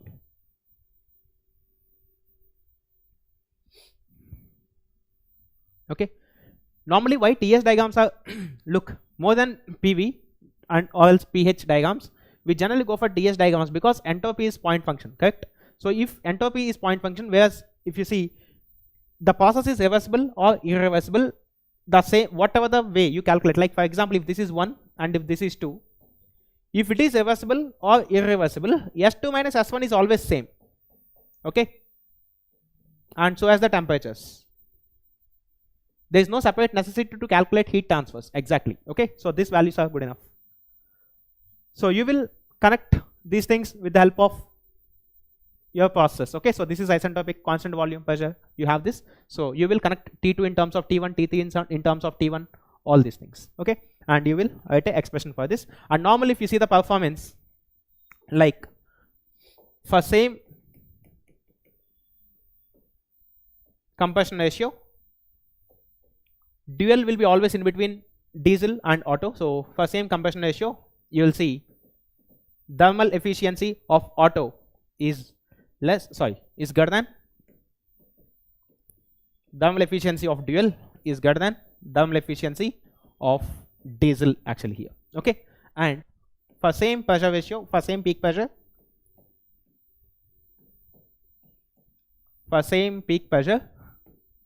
thermal efficiency of auto is less than thermal efficiency of dual is less than thermal efficiency of diesel. Normally dual cycle lies in between auto and diesel. Okay, so that's what we have. Clear?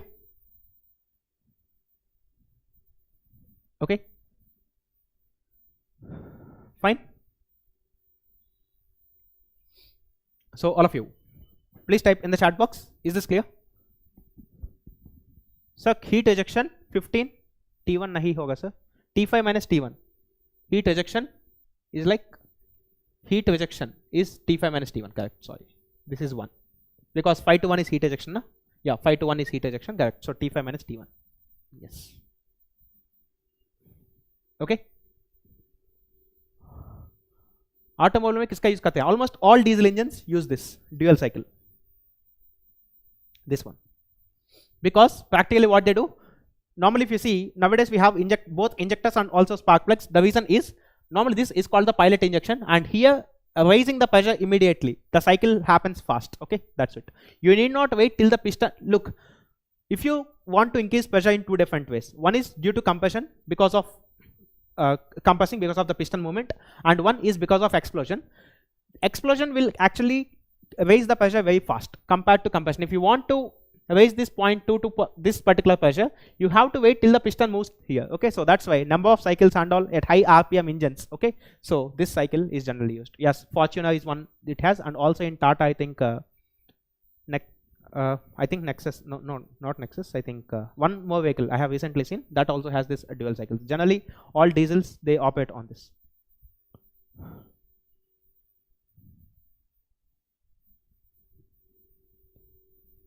This year I gave GATE 2023 in third year 55.33, but I got 7.33 in maths and aptitude. How to improve maths? Okay, fine. I'll take a session on this. Okay, so how to attempt maths for your GATE examination. Okay, yeah, next one and higher I think. In that also we have. Fine. Okay, so anyway, let's see. With this I would like to conclude this, and we'll go for Rankine cycle, okay, because the time is a bit short for us. If you need any more detailings, you can always ask me at this spot, as I told you, t.me/pw Vinay. This is also there. That's what my Telegram ID. So definitely you can work out this. Okay. Now let's see the Rankine cycle. So clearly these are basically the vapor power cycles, because the substance or the phase of the substance when doing the power is only vapor. Okay, so this is the working substance in power stroke.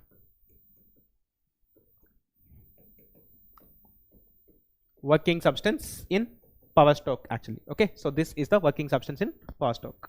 Now let's see how we actually construct this cycle. That's the main important thing. You have decided this working substance is vapor. Look, if you have a generator,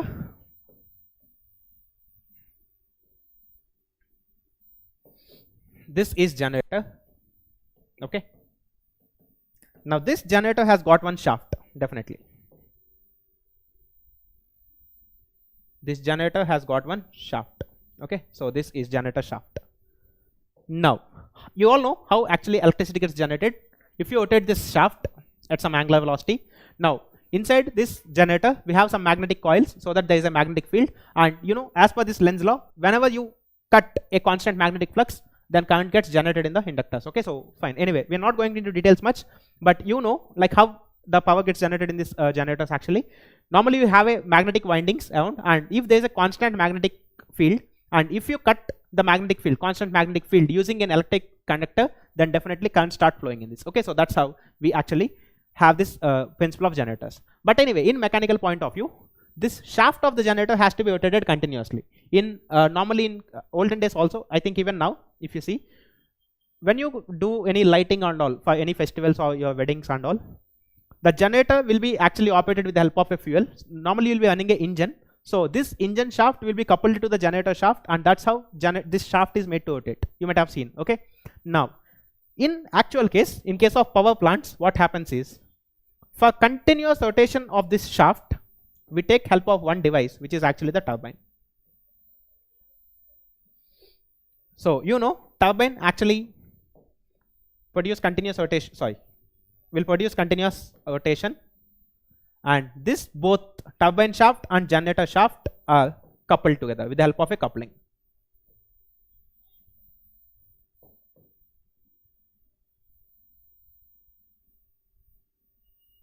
So this is your coupling. So that normally from the fluid inlet to the turbine and exit, you know, clearly because of angular momentum change, we have studied in fluid mechanics also, whenever some fluid like maybe gas or vapor is actually flowing inside, then definitely because of that it creates an angular momentum change and produces some rotation of the shaft. Okay, so this is W. You have small gearbox and all also to match the speeds and all. Okay, so this is 𝜔1 and this is 𝜔2 actually. Clear? Now, if this is rotating and depending upon the load capacities and all, you will shift the gearbox here so that it rotates at accordingly with that speed. Now you have a turbine. Now, since you have decided that this is vapor, it has to be vapor, there should be continuously vapor coming into the device. Yes or no? So there should be continuously vapor coming into the device. If vapor has to continuously come into this particular turbine, then you should need something here. What is that? If vapor has to get generated continuously, you need something. What should be the device here? Because the input to the turbine has to be definitely vapor. If you want to continuously generate vapor or maybe steam in superheated case, you need something. What is that? You need one device. What is that device called? You need something. You need boiler, correct?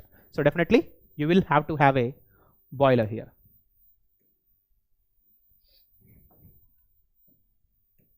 Plus superheater. Normally we'll see what is the advantage of this superheater in tomorrow's class maybe, because time is short today.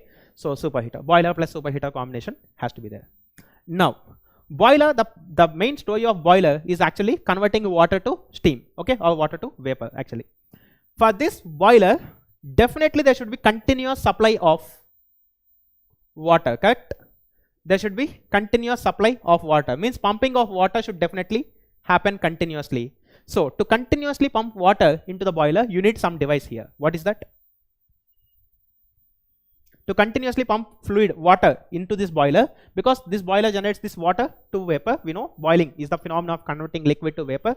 So to pump this water continuously into the boiler, you need something here. What is that? Pump, correct? You need a pump.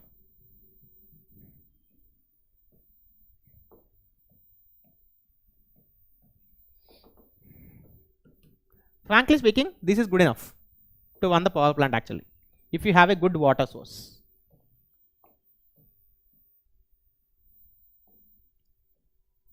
But there are two reasons why we close this cycle actually. If you have a fresh water lake, people may feel that this is good enough to run this plant because water continuously goes from this lake, after it actually comes out. But if you leave this device like this, there is one problem: your efficiency of the plant will fall. The reason is, see here, if outlet from turbine is open to atmosphere,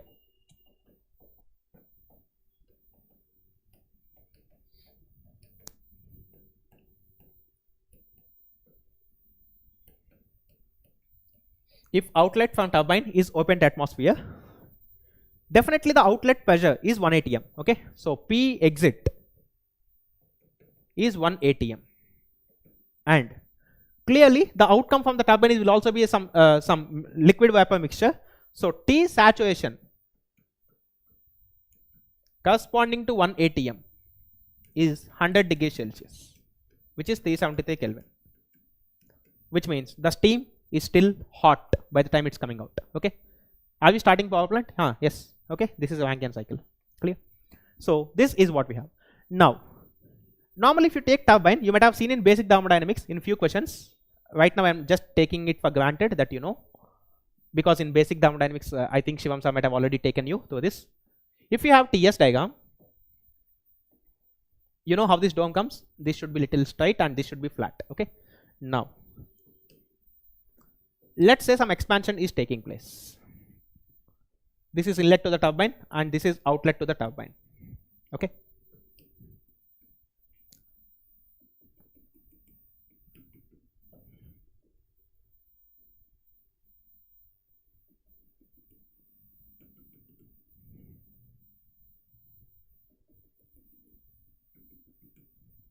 So let's say this pressure is P ATM. Now, work output from the turbine is definitely equal to specific. Okay, we are talking about specific things. Work output from the turbine is H3 minus H4. You know this by steady flow energy equation and all. You know, work input in a turbine is, or work output from a turbine is equal to change in enthalpy of the states. Correct? Because if you take this equation, change in kinetic energies plus change in potential energies plus change in enthalpies, all this stuff, then clearly you will put a strong insulation to the turbine because you don't want the heat to go out. Okay, so this is insulated. And compared to this high temperature enthalpies, these two guys can be neglected. So clearly del W is equal to minus dH. So total integration gives you total work produced by the turbine is equal to, from 3 to 4, if you see, minus of H4 minus H3, which is H3 minus H4 in the turbine. That's what you might have seen this. Okay. So now, if this is the case, try to understand.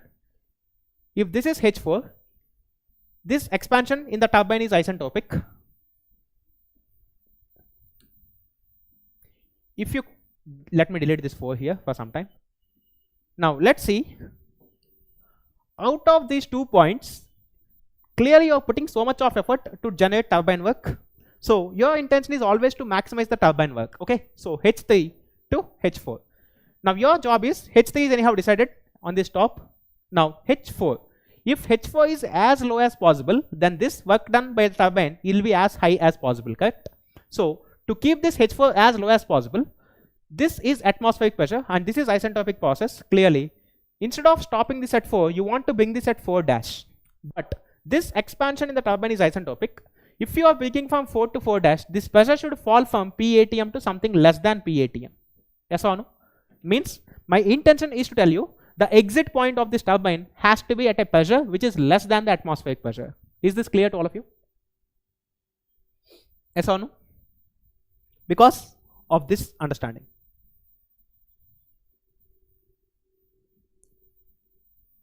Is it clear to all of you or not? Any issues?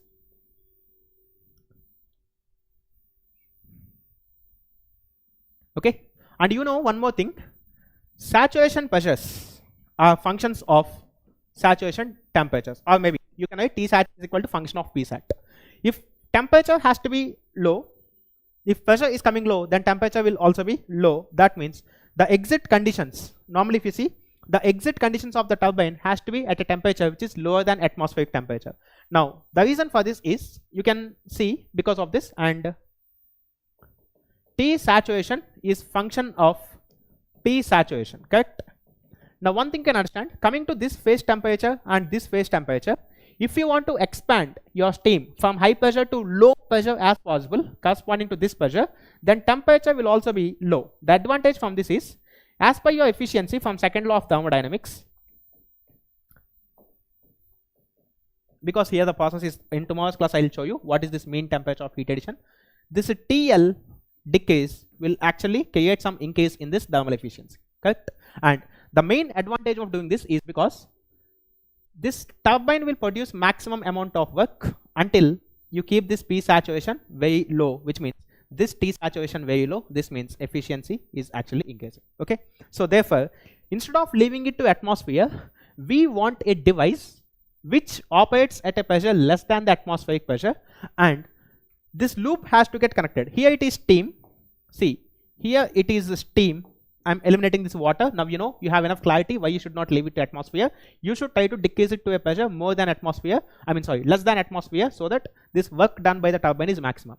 Now you want to circulate this, okay? Because now no more leaving to atmosphere. If you want to circulate this, this is in vapor phase, but the entry to the pump has to be liquid. So you need one device which converts vapor to liquid. Okay, means conversion of vapor to liquid. From your school knowledge, it's called condensation.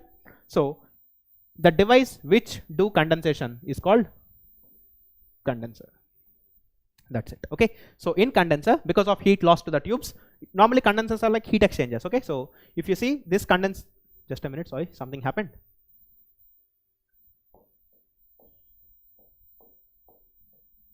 Okay, so this is condenser. So basically for operating of this turbine, you need these three auxiliary devices, which is boiler plus superheater, then a pump and also a condenser for the loop to run actually. Clear? So that's why these are the four basic components of a Rankine cycle. And this cycle, normally this is a thermodynamic cycle. This is a physical cycle. We'll see in tomorrow's class, construction of thermodynamic cycle.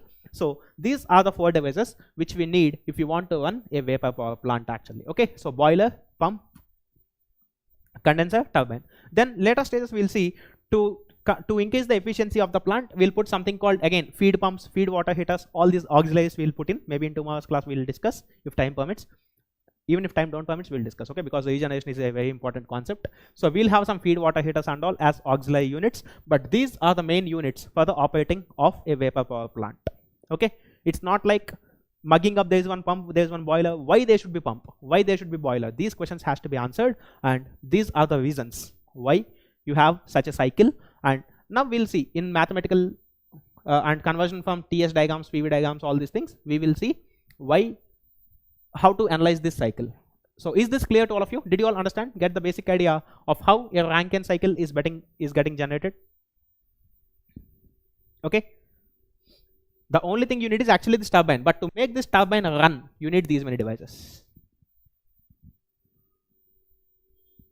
Okay. Is this clear to all of you? Did you understand how this construction came? Yes. So in tomorrow's class, I'll start this from this diagram and we'll work out certain things.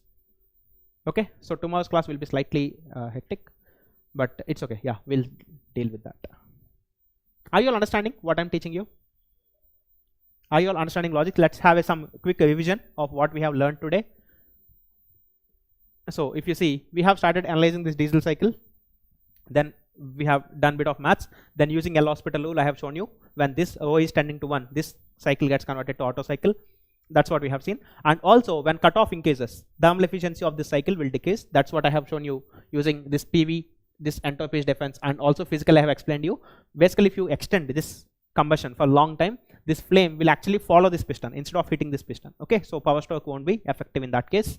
Then we also have compared these two cycles, which is again one good understanding of maths here from cycles and all. So this I gave you as homework, please try this, you can easily identify again that also. So these two we have seen, and dual cycle we have seen, and also this Rankine construction we have seen in today's class. Okay, so and why you should not leave it to the condenser, why condenser has to be there mandatorily. Okay, so that we have seen. Anyway, in tomorrow's class I'll talk about second law a bit, then we'll discuss how to compare this Rankine cycle with Carnot cycle. Okay, and we will try to understand few things here. And apart from that, we have solved some questions, I guess. Yeah, this question which took us some time because of some calculation mistake initially. Then this is again a bit of mathematical analysis. Of course, physically also you can say if CV increases, temperature of heat addition, mean temperature of heat addition decreases, so thermal efficiency will decrease. Okay, which you can also see with the help of this minus sign. Okay, and this is a simple question anyhow. If cutoff is increasing, then so in today's class basically we talked about diesel cycles, dual cycle, then Otto cycle comparison we have done. We have compared these two, and we have solved certain problems, and we gave introduction to Rankine cycle. Intro to Rankine. Okay, so these are the things that we have dealt in today's class. Okay, and from tomorrow at 11 AM, Ramanand sir is starting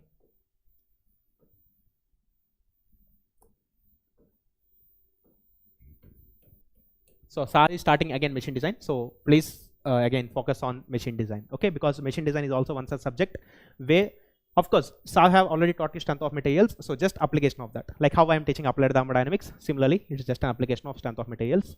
So just go for the classes as well, because in the kind of questions that comes in machine design are like again static, I mean like they're very standard type. Okay, so just focus on the crash course, I mean the fast track course, so that it could be of help to you.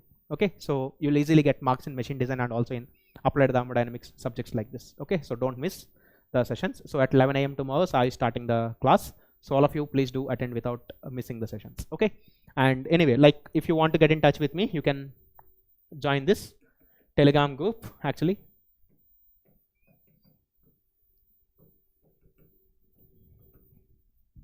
Okay, so today I was little fast when I'm solving problems, I understand, but you know, they are simple problems again. Okay, just bit of mathematical understanding of equations, that's it. Okay, are you all understanding the things that I'm teaching you? Everyone, Nitin, Chinmay, Pritam, Mohit, Sukumar, Nikhil, Mahesh, Devesh, Vijay, Vivek, and so on. Names list goes on.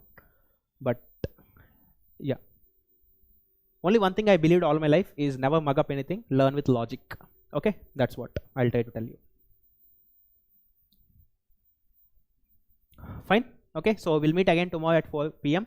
We'll discuss this Rankine cycle. Tomorrow is like one good class of Rankine cycle, because almost it's like starting to ending. We'll deal in one class. So just focus on the things. Okay. So don't miss tomorrow's class again at 4 PM. Yeah, PM. PM. Correct. 4 PM. Okay. Thank you then. Bye. Take care. Any doubts meanwhile? Any doubts that you have?